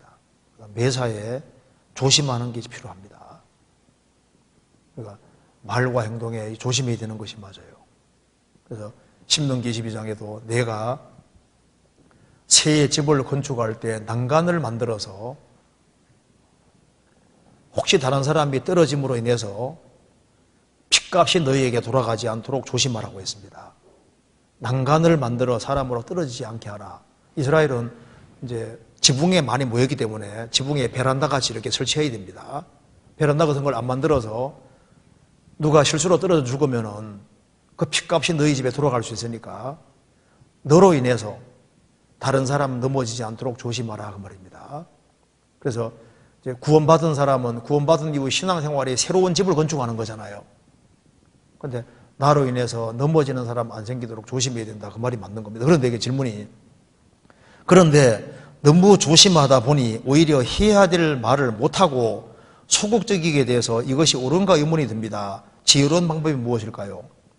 형제자매를 대할 때 이제 겸손한 태도로 말을 적게 하는 것은 별로 문제가 안 될 수 있습니다. 일단 당하는 건 일단 보통 이기고 들어가는 거거든요. 뭐든지 당하고 잘 넘어갈 수만 있으면 내게 상을 더 보태준 게 되는 거예요. 그렇잖아요. 그래서 어떤 형제자매가 내게 잘못했다. 내가 마땅히 할 말이 있지만은 그냥 주님 생각하고 넘어갔다. 그러면 내가 억울한 일을 당하고 이랬을 때 내가 넘어가면은 그 상은 내가 받는 게 되는 겁니다. 그렇잖아요. 애매히 고난을 받아도 하나님을 생각함으로 슬픔을 참으면 이런 아름답다고 그러셔야 되잖아요. 그런데 여기 이제 너무 소극적이 돼서 오히려 해야 할 말을 못한다. 그런데 이거는 불신자들을 대할 때는 이게 안 좋은 겁니다. 불신자 대할 때는 담대히 되거든요. 그럼 어떻게 하면 나는 원래부터 소극적인데 어떻게 하면 담대하게 될까요?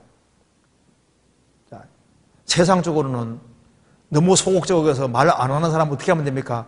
술 많이 먹으면 돼. 술 많이 먹으면 뭐가 생깁니까? 담대한 마음이 생기고 말이 많아지게 되고 담대히 말하게 되죠. 그죠? 그와 꼭 마찬가지로 술 취하지 말라. 이는 방탕한 것이니 오직 성령의 충만을 받으라. 그래서 하나님 말씀으로 충만해지고 성령으로 충만해지면요 입이 근질근질해지고 이제 쏟아 부어야 되겠습니다. 그래서 이게 말이 많아지게 되고 얘기를 하게 되거든요. 그래서 성도들을 대할 때는 겸비하고 떠나 있으면 담대한 나 바울은 그 말씀대로 여기 고린도후서 10장 1절에 보시겠습니다.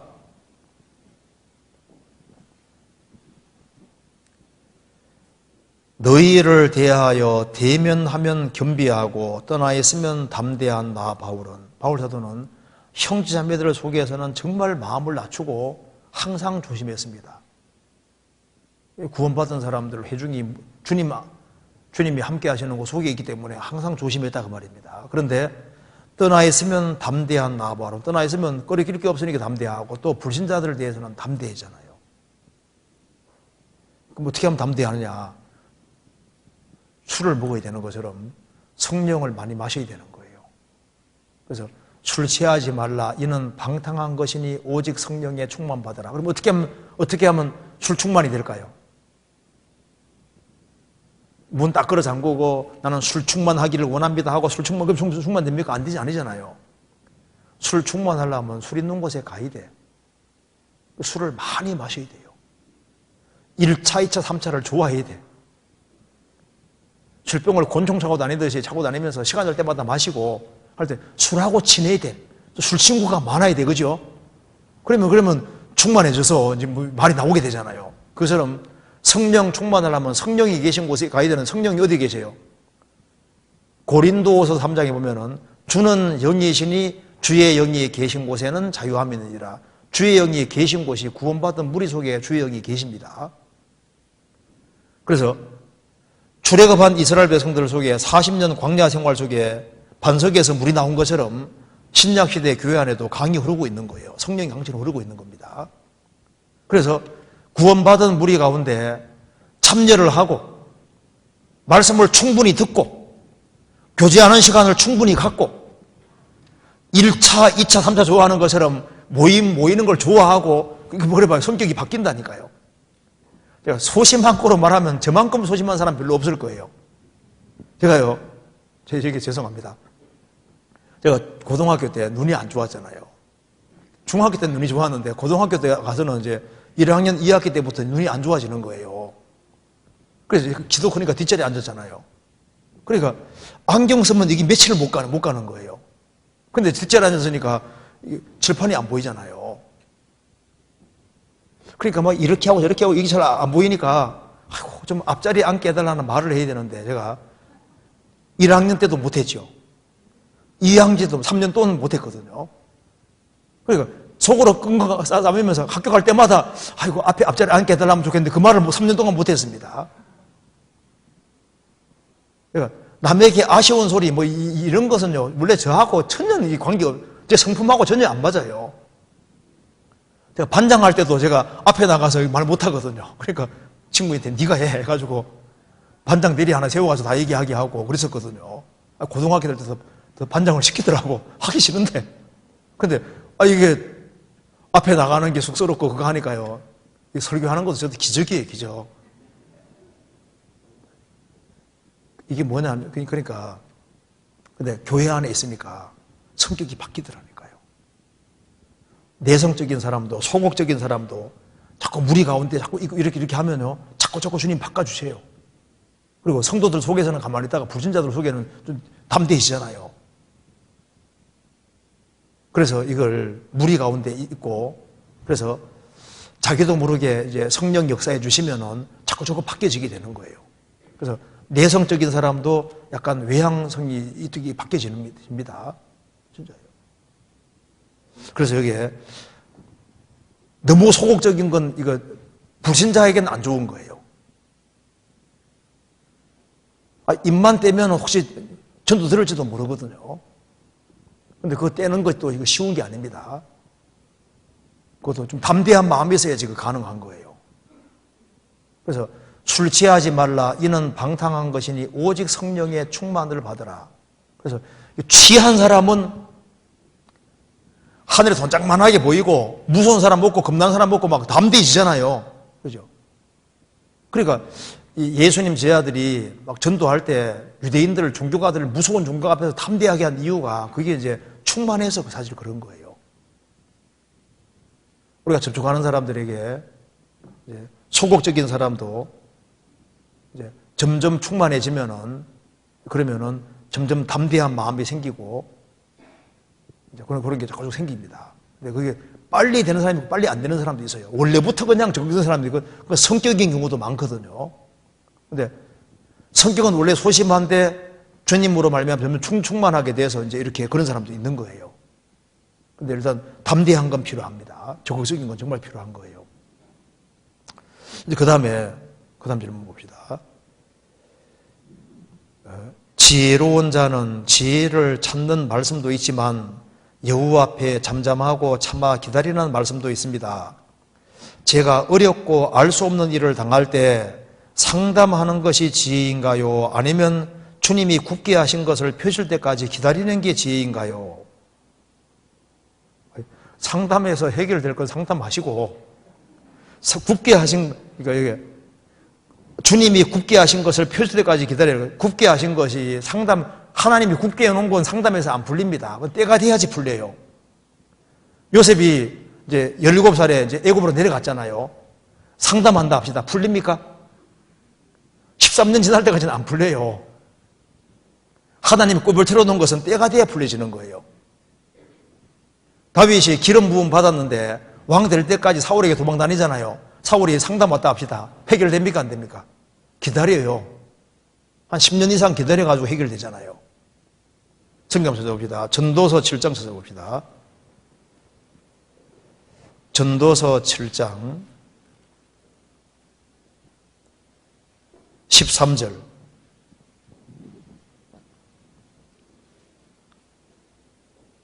(7장 13절) 같이 읽어보겠습니다. 하나님의 행하시는 일을 보라. 하나님이 굳게 하신 것을 누가 능히 곧게 하겠느냐. 하나님의 행하시는 일을 보라. 하나님이 굳게 하신 것을 누가 능히 곧게 하겠느냐. 하나님이 굽을 틀어놓은 것은 때가 돼야지 펴지는 거예요. 그래서 형통한 날에는 기뻐하고 곤고한 날에는 생각하라. 하나님이 이 두 가지를 병행하게 하사 사람으로 그 장래를 능히 행하려 알지 못하게 하셨느니라. 하나님이 형통과 공고를 주시는데 하나님이 때로 딱 굽을 틀어놓은 것이 있습니다. 사실 하나님이 굽을 틀을 때는 좋은 목적 가지고 하시는 거예요.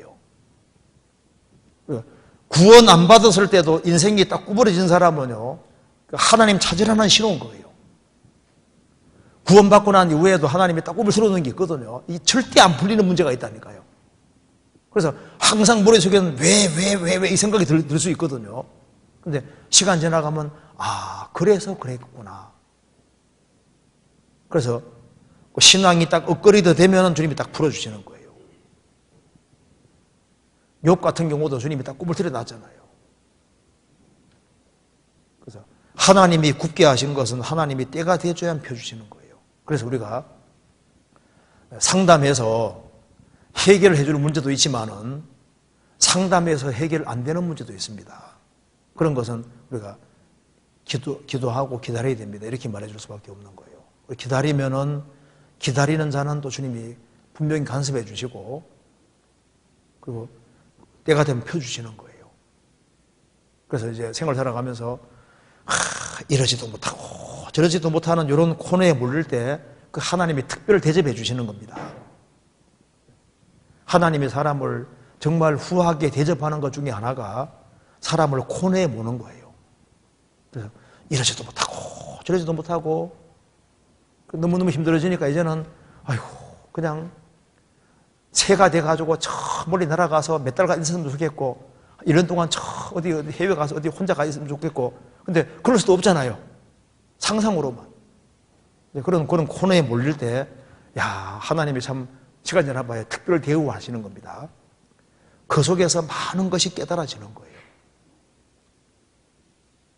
그래서 이 눈물 골짜기에 통행할 때 이게 정말 좋은 겁니다. 그렇게 생각하시면 돼요. 그리고 그 다음에 여기에 저는 주님을 위해서 신앙생활을 하면서 항상 어느 선택이 가장 좋은 선택인가 생각합니다. 그러다 보니 그 다음 뒤가 질문이 참 재밌습니다.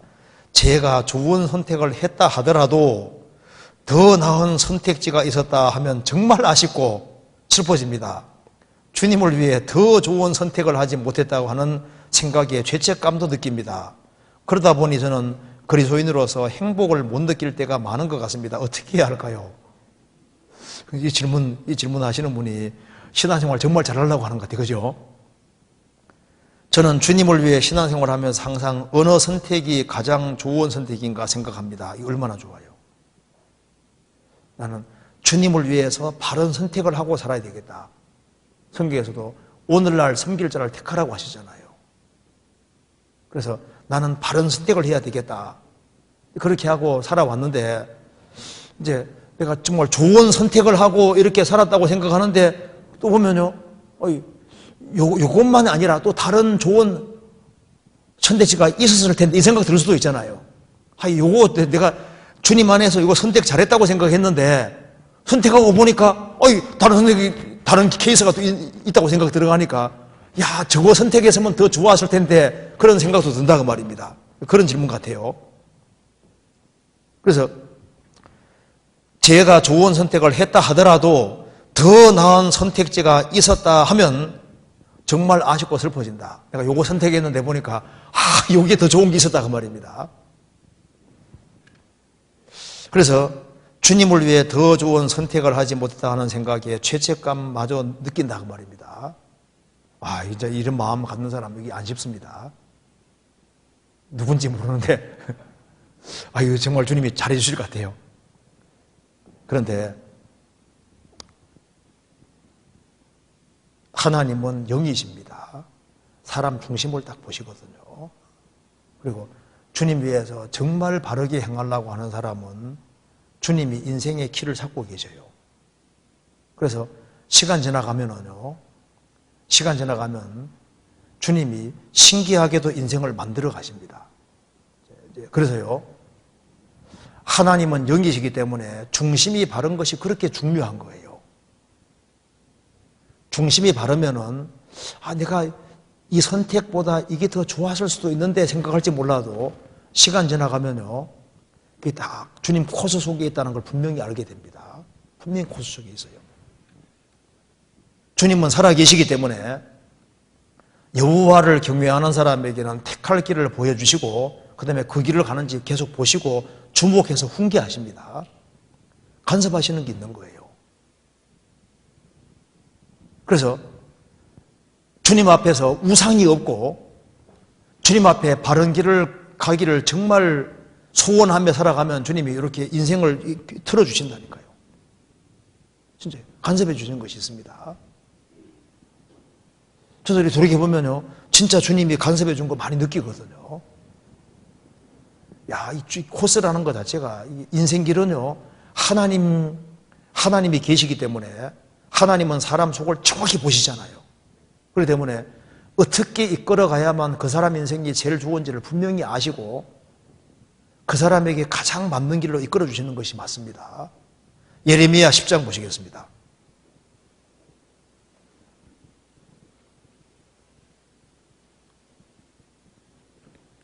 예레미야 10장 보시겠습니다. 10장 23절 한번 같이 읽겠습니다.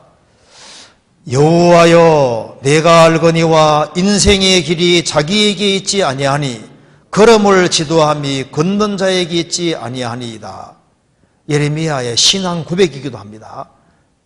여호와여, 내가 알거니와 인생의 길이 자기에게 있지 아니하니 걸음을 지도함이 걷는 자에게 있지 아니하니이다. 하나님이 계시기 때문에 인생의 길이 자기에게 있는 게 아닙니다. 인간은 피조물입니다. 예레미야도 이 시대에 하필이면 태어났어요. 여기 계신 분들도 마찬가지입니다. 이제 형제자매들도 마찬가지인데요. 한국에 태어나고 싶어 태어난 게 아니잖아요. 일정한 시대에 일정한 공간 안에 태어났고 우리의 어떤 지성이라든가 우리의 달란트, 재능 모든 게 다 다르고 생긴 모양도 다 다르고 태어나고 보니까 내가 한국이어서요. 그리고 우리가 또 제한된 정보 속에서 인생길을 걷고 있는 겁니다. 그리고 장래를 전혀 모르는 상태로 걷고 있는 거예요. 우리는 한치 앞도 모르는 불안한 인생인 겁니다. 그래서 인생의 길을 걸어갈 때 하나님을 등지고 자기 주관과 방법대로 걸어가는 사람, 자기 주관대로 걸을 수 있냐 그 말입니다. 배후에 공의의 하나님이 계시기 때문에 자기 인생을 자기 멋대로 걸을 수 없습니다. 걸음을 지도함이 걷는 자가 있지 않다 그랬죠. 이스라엘이 하나님을 등지고 살아가면요, 코스가 어떤 코스입니까? 험악한 코스가 되고 바벨론 포로 잡혀가는 코스가 되는 거예요. 예레미야는 인생을 하나님께 맡기고 살아가니까 걸음을 걷는 것이 걷는 자에게 있지 않다 그랬잖아요. 예레미야는 주님이 가장 좋은 코스로 인도했잖아요. 그래서 걸음을 지도함이 걷는 자에게 있지 않다. 성경에서 봅시다. 잠언 16장입니다. 잠언 16장 9절입니다.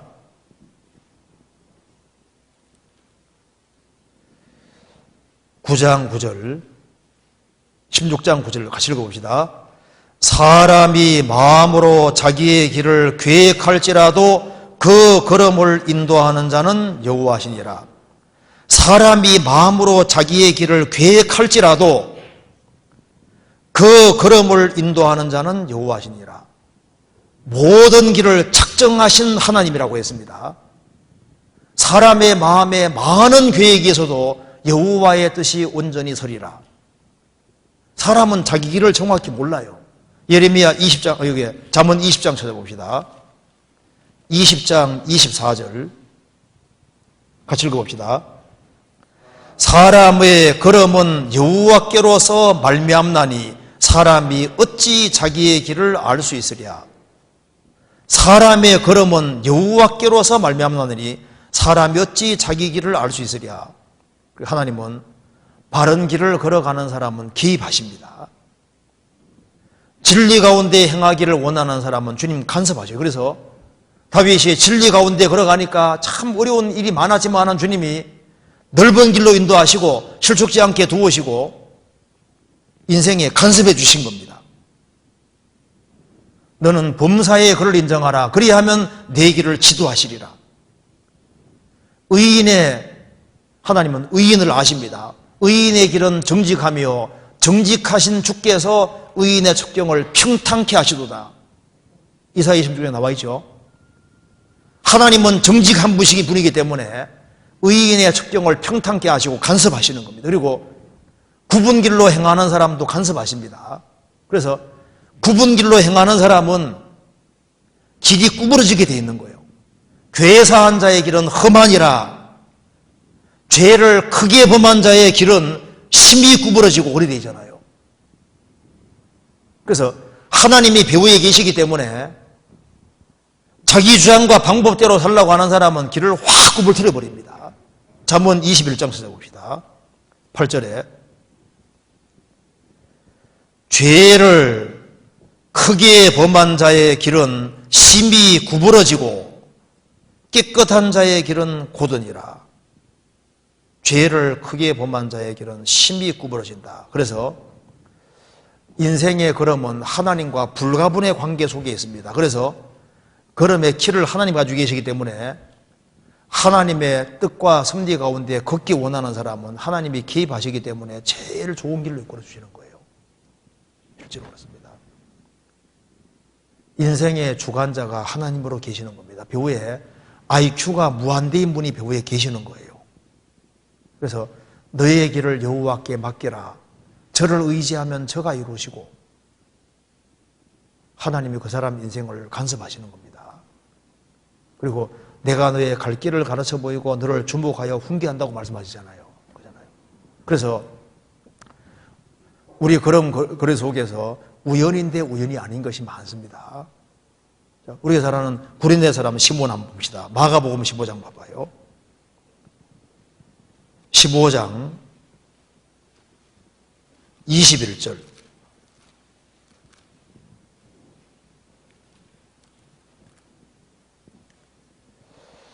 마침, 여기 마침이란 말이 나와 있죠.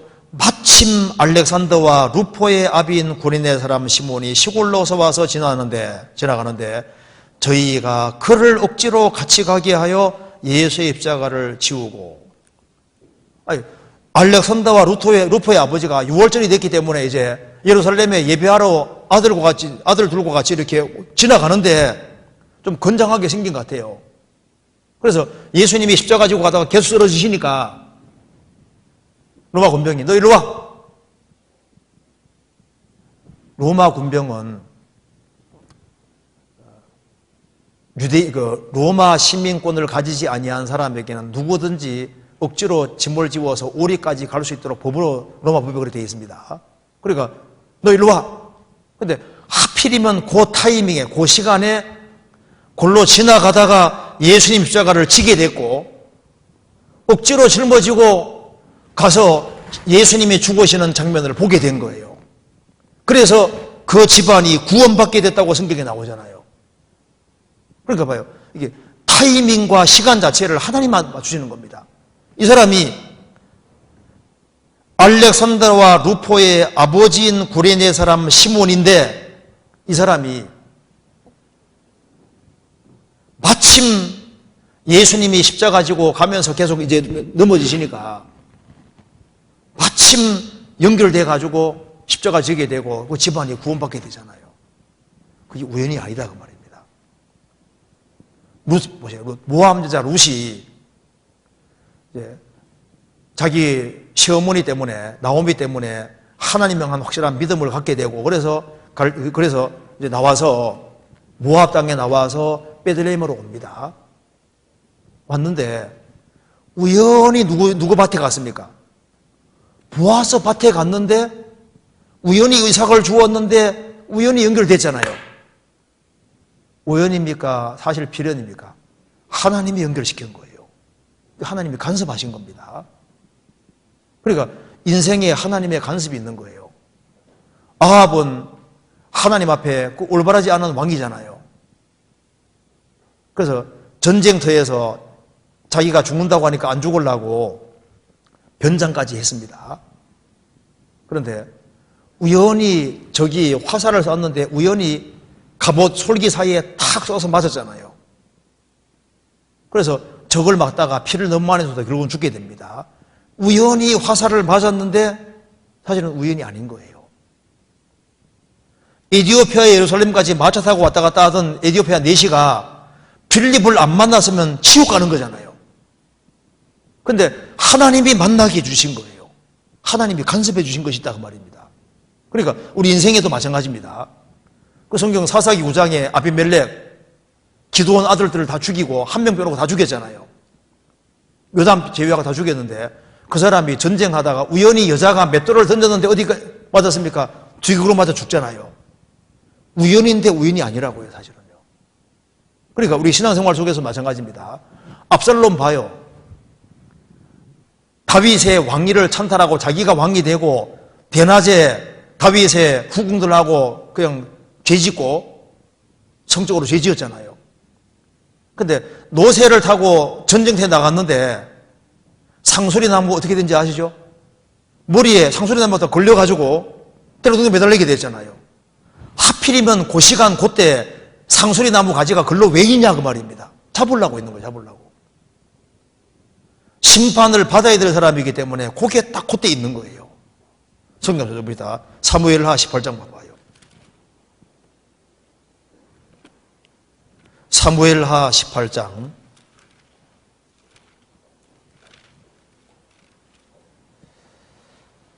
9절입니다.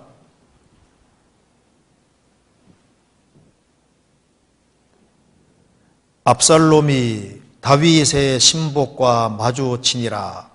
압살롬이 노새를 탔는데 그 노새가 큰 상수리나무 번성한 가지 아래로 지날 때 압살롬의 머리털이 그 상수리나무에 매달림에 저가 공중에 달리고 그 탔던 노새는 그 아래로 빠져나간지라. 자, 하필이면은 노새 타고 지나가는데 하필이면은 상수리나무 가지가 글로 나와 있을 이유가 뭐냐고 말입니다. 그래서 머리털을 딱 꿰어서 매달리게 만들었잖아요. 심판을 받아야 될 사람이기 때문에 이렇게 해놓은 거예요. 그리고 하나님은 벌 받을 사람은 벌 받게 하시고 복 받을 사람은 복 받게 하시는데 배후에 눈에 보이지 않게 전지전능하신 하나님 배후에 계시는 거예요. 그래서 주님 앞에서 내가 바른 마음과 바른 태도로 행해나가면은 선택하는데 선택 잘못했으면 또 조정시켜 주십니다. 아세요? 근데 내가 정말 바르게 행하려고 하는데 이렇게 됐으면요, 그 주님 뜻이 들어있는 거예요. 너는 여기 말고 여기가 맞다 그 말입니다. 그걸 믿고 살아가는 게 필요해요. 그리고 내가 선택 잘못했으면 주님께서 어떻게 하신다고요? 내가 너의 갈 길을 가르쳐 보이고 주목하고 그 다음에 어떻게 하면 되습니까? 훈계하는 그게 아니라고 깨닫게 도와주신다니까요. 이것이 정로를 이리 행하라 하면서 간섭해 주시는 것이 있는 거예요. 그래서 우리가 선택하는 데 있어서 실수 같은 게 생겨도 주님 조정해 주셔서 그 길이 아니라도 막아가지고 가게 만들어 주신다니까요. 있어요, 그런 거지. 시편 32편 봅시다. 32편 8절. 내가 너의 갈 길을 가르쳐 보이고, 그 다음에 가만둡니까? 주목하십니까? 주목하시잖아요. 주목하시고 훈계하시리로다. 그 길이 아니요, 일로 가 일로 가고 간섭하신다니까요. 그래서 내가 이렇게 선택했는데 보니까 이쪽이 더 좋은 것 같거든요. 진짜 일로 갔어야 되면요, 주님이 그쪽이 말로 이쪽이라 또 이제 간섭해 주셨을 거예요. 그러니까 내가 바른 마음과 태도로 행하면 주님이 내 체질을 아시니까 너는 이 정도가 맞다, 그러면서 인도해 가신다니까요. 그러니까 내 분량에 맞게끔 걸음을 지도해 가시는 거예요. 그래서 남하고 비교하지도 말고 어떤 선택이 되어졌을 때 거기 이제 주님이 말씀하시기를 참새 한 마리 도저히 안 떨어진다고 하셨잖아요. 허락하심 속에서 되어지는 거예요. 그래서 너는 분량이 이 정도니까 이 정도가 맞대, 그렇게 하게 해주시는 거예요. 그리고 그 분량에 맞게끔 인도해 가시는 것이 맞습니다. 믿음의 분량대로. 그래서 그러다 보니 그리스도에서 행복을 못 느낄 때가 많습니다. 생각이 너무 많아 그런 거예요. 단순하면 될 텐데 생각이 너무 많아. 믿음이 더욱 성장하면 됩니다. 그리고 주님의 간섭하심을 믿고 감사하는 마음이 필요합니다. 걸음을 지도함이 걷는 자에게 있지 않습니다. 그리고 결정적인 판단을 할 때 하나님이 간섭하시고 분량이 맞게 간섭해 주시기 때문에 시간 지나가면 맞는 거예요. 내 체질을 아시고 이렇게 하셨구나. 그리고 내 모양도 주님이 적절하게 만들어 놓으신 겁니다. 그죠? 그러니까 이 체질이라든가 모양이라든가 특징이라든가 모든 걸 다 주님이 다 아시고 그렇게 해놓으시다고 받아들일 필요가 있어요. 그래서 범사에 감사라는 말씀대로 그걸 그대로 받아들이는 게 필요합니다. 그리고 여기 질문이 시간이 다 돼가는데 하나만 간단하게 하고 마칩시다. 여기에 하나님은 왜 6일에 걸쳐서 천지를 창조하셨나요? 하나님은 하루에도 그 모든 걸 창조하실 수 있는 분인데 6일 동안 창조하신 특별한 이유가 있는지 궁금합니다. 그리고 7일째는 안식하셨는데 안식이 필요 없으신 분이 왜 안식하셨는지 궁금합니다. 그렇죠?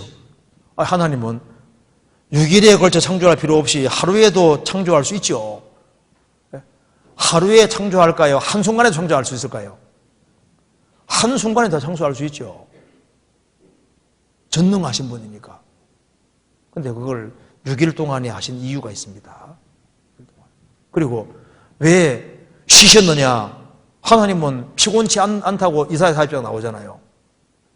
하나님 피곤해서 쉬신 게 아니라 더 이상 할 것이 없어서 쉬시는 겁니다. 우리는 피곤해 쉬잖아요. 하나님은 피곤한 게 원래 없어요. 할 것을 다 하셨고 이제 할 것이 없으니까 쉬신 거예요. 이렇게 쉰다는 개념이 다르다 그 말입니다. 그리고 여기 이제 왜 6일에 걸쳐 창조하셨느냐? 순식간에 다 창조할 수 있습니다. 그런데 6일 동안 창조하신 이유는 그것이 천지의 창조의 순서뿐 아니라 그렇게 순서를 매겨놓은 이유가 있어요. 그것이 하나님이 6일이라는 과정을 통해 창조하신 이유가 그것이 창조의 순서일 뿐 아니라 그것이 우리 영혼 속에 할 것을 미리 보여주시는 겁니다. 그러니까 이 지구가 이 영혼의 모습하고 똑같은 거예요. 그래서 천지 창조가 창세기 1장이 문자 그대로 6일 창조인데 또 보면은 한 사람 영혼이 구원받는 거하고 똑같은 거예요. 구원받고 성장하는 거하고 똑같고 또 보면은 인간 역사하고 똑같습니다. 무슨 말이냐면 잠깐 봅시다. 여기에 고린도 후서 4장 봅시다. 고린도 후서 4장 봐봐요. 4장 6절입니다. 이건 봅시다. 6절에 같이 읽어볼까요? 어두운 데서 빛이 비치리라 하시던 그 하나님께서 예수 그리스도의 얼굴에 있는 하나님 영광을 아는 빛을 우리 마음에 비치셨느니라. 이게 창세기 1장에 태초에 하나님이 천지를 창조하시니라. 땅이 혼돈하고 공허하며 흑암이 깊음이 있고 하나님의 신은 수면을 운행하시니라. 하나님이 가라사대 빛이 있어라. 지구에 빛이 있어라 하시던 그 하나님께서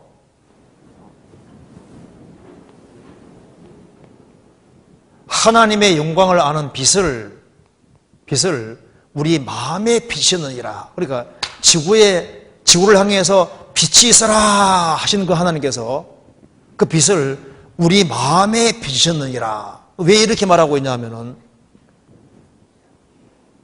지구가 한 사람의 마음과 영혼 모습이다 그 말입니다. 그래서 최초의 지구가 혼돈하고 공허하며 흑암이 깊음 위에 서잖아요. 그처럼 구원받기 전에 우리의 마음과 영혼 상태가 혼돈, 뒤죽박죽이잖아요. 공허, 영혼이 텅 비어 있습니다. 모든 것이 캄캄했습니다. 흑암이 깊음이 있었잖아요. 그게 이제 구원받기 전에 우리 모습인 거예요. 우리가 인생에 목적도 없고 모든 것이 뒤죽박죽이고 뭐가 먼저인지 낮인지 나중인지도 모르고 그리고 인생이 정말 공허하고 텅 비고 생명도 없고 죽은 상태잖아요.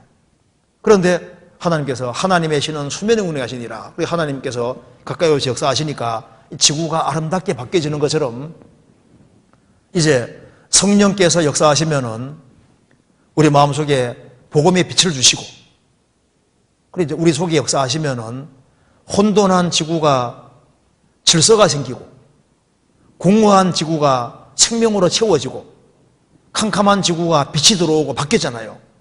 그것처럼 한 사람이 구원받고 이제 시간 지나가면서 구원받은 사람 영혼 속에 질서가 생기고 그리고 우리 영혼 속에 생명이 점점 충만하게 되고 우리 영혼이 점점 그리스도 형상을 닮아가는 겁니다. 잘 보시면요, 물고기는 얼굴 모습이 뚜렷하지 않잖아요. 그죠? 조금 더 시간 지나가면은 깨구리는 물고기도 좀 형태가 더 뚜렷하잖아요. 얼굴 모습이. 새는 더 뚜렷하고 포유류는 더 뚜렷하고 점점 사람 모습을 담게 돼 있잖아요. 이제 구원받고 난 이후에 성령의 도우심 받으면 점점 주님을 닮아가서 이제 주님 형상을 닮아가는 겁니다. 그러니까 이 지구 모습이 영혼 모습하고 똑같은데 이거 얘기하려면 깁니다. 어쨌든 간에 이 지구상에서 하나님이 천지 창조하실 때 6일이라는 과정 통해서 하신 이유가 우리 영혼 속에서 행할 것을 미리 보여주신 것이 되고 또 이거 인간 역사도 되거든요. 나중에 성경 더 보면은 이게 인간 역사와 똑같습니다. 아담이 범죄하고 난 이후에 선악을 분별하게 됐잖아요. 빛과 어둠이 나눠지고 옳고 그런 것을 알게 됐잖아요. 그리고 이제 세계적인 홍수가 와서 물 아래에 있는 건 다 죽고 물 위에 있는 건 살아남았잖아요. 궁창 아래 물과 궁창물이 나눠지고 바다의 숙지가 나눠지는 것처럼 바벨 사건 때 전 세계가 하나님 다 떠나버렸지 않습니까? 거기에서 이스라엘 민족을 구별하는 것처럼 바다에서 육지를 구별하는 것처럼 바다라는 세상에 육지 구별하는 것처럼 열국에서 이스라엘을 구별시키셨고 그리고 씨를 주시는 것처럼 복음의 씨를 말씀의 씨를 주셨잖아요. 그리고 그 말씀대로 예수님이 오셨는데 예수님이 세상에 빛으로 오셨습니다. 그래서 태양은 예수님의 그림자고 다른 교회의 그림자고 별은 구원받은 성도 그림자잖아요. 그리고 이제 구원받고 난 이후에 복음 전해지는 과정에서 이제 다시 옛날 보면은 어떻게 되는지 아시죠? 바다에는 물고기, 궁창에는 새가 날아잖아요. 그것처럼 복음 전해지는 과정에서 세상에 속한 사람과 하늘에 속한 사람이 갈라지고 그러니까 이걸 이제 영위하면 안 되는데 그냥 이해하고 들으세요. 그냥 이게 이제 나중에 창세기 1장 읽어보면은 이것이 인간 역사를 사실상 뒤집어 놓고 보면요. 인간 역사하고 성경 비춰보면 이게 창세기 1장하고도 거의 맞다니까요. 그러니까 창세기 1장은 시예요, 시. 전체 딱 요약이라니까요. 그러니까 성경을 구약 속에 신약 들어있고 신약 속에 구약 들어있고 그리고 창세기 1장부터 12장까지 속에 성경 전체가 들어가 있고 성경을 또 몽땅 압축하면은 창세기 1장에 다 집어넣을 수 있는 거예요. 창세기 1장에. 창세기 1장이 C입니다, C. 이거 펼치면 성경 전체가 되는 거예요. 그런데 성경을 이제 너무 영위하는 건 합당하지 않은데 이게 저절로 이지 않습니까? 이게 이제 시간 지나가면은 6일 동안 만드시고 제7일에 쉬셨네. 그래서 이것이 우리 영혼의 모습인 동시에 또 인간 역사하고도 연결되어 있고 다 연결되어 있는데요. 어쨌든 간에 이게 하나님께서 이제 순식간에 창조할 수 있는데 6일이란 동안에 이렇게 만들어 놓으신 이유는 이 속에서 많은 것을 담아 놓으신 거예요. 그런데 몰라도 괜찮은 거예요. 몰라도 괜찮은 겁니다. 그런데 6일 동안 만드셨구나 이렇게 알면 되는 거고 이제 시간 지나가면서 조금씩이잖아요. 이제 계속 배워가야 됩니다. 자, 그래서 어쨌든 이 성경은 하나님의 감동으로 되어 있습니다. 근데 너무 영위하는 건 좋지 않고 어쨌든 간에 이렇게 만들었을 때는 성령의 감동으로 됐으니까 하나님의 특별한 간섭과 개입 속에서 하나님이 이 속에 다 집어넣으신 거예요. 그래서 이제 오늘 기억하라 할 것은 창세기 1장 여기 하나 C입니다. C. 성경 전체가 다 들어있는 C라고 할 수 있고 그리고 창세기 1장부터 50장까지 속에 사실은 성경 다 들어있는 거예요. 그리고 구약 속에 신약 다 들어있고 신약 속에 구약 다 들어가 있고 다 들어있는 겁니다. 그래서 이 성경은 하나님의 감동으로 기록된 것이 맞는 겁니다. 오늘 여기까지 하도록 하겠습니다. 같이 기도하시겠습니다. 자비로우신 우리 아버지 하나님, 저희들을 주의 보배로운 피로 구원해 주신 그 놀라운 은혜와 사랑을 인하여 감사드립니다. 주님 오시는 그날까지 주님께서 저희들을 지켜주시고 또 도와주시고 인도해 주셔서 주님께서 맡기신 일을 잘 감당할 수 있도록 도와주시고 머지않아 주님 앞에서는 그날 칭찬과 영광과 존귀를 얻을 수 있도록 우리의 삶을 더욱 다스려 주옵소서. 저희들은 연약합니다. 주님께서 도와주시지 아니하시면 저희들은 진리 가운데 행할 수 없습니다. 주님께서 더욱 역사해 주셔서 우리의 사랑하는 가족들, 친척들, 이웃들, 우리가 접촉하는 사람들을 아무쪼록 몇몇 사람이라도 주님 품으로 더 인도할 수 있도록 역사해 주옵소서. 오늘 나머지 모든 시간도 주님께서 도와주시옵소서. 고마우신 우리 구주 예수 그리스도 이름으로 기도하옵나이다. 아멘.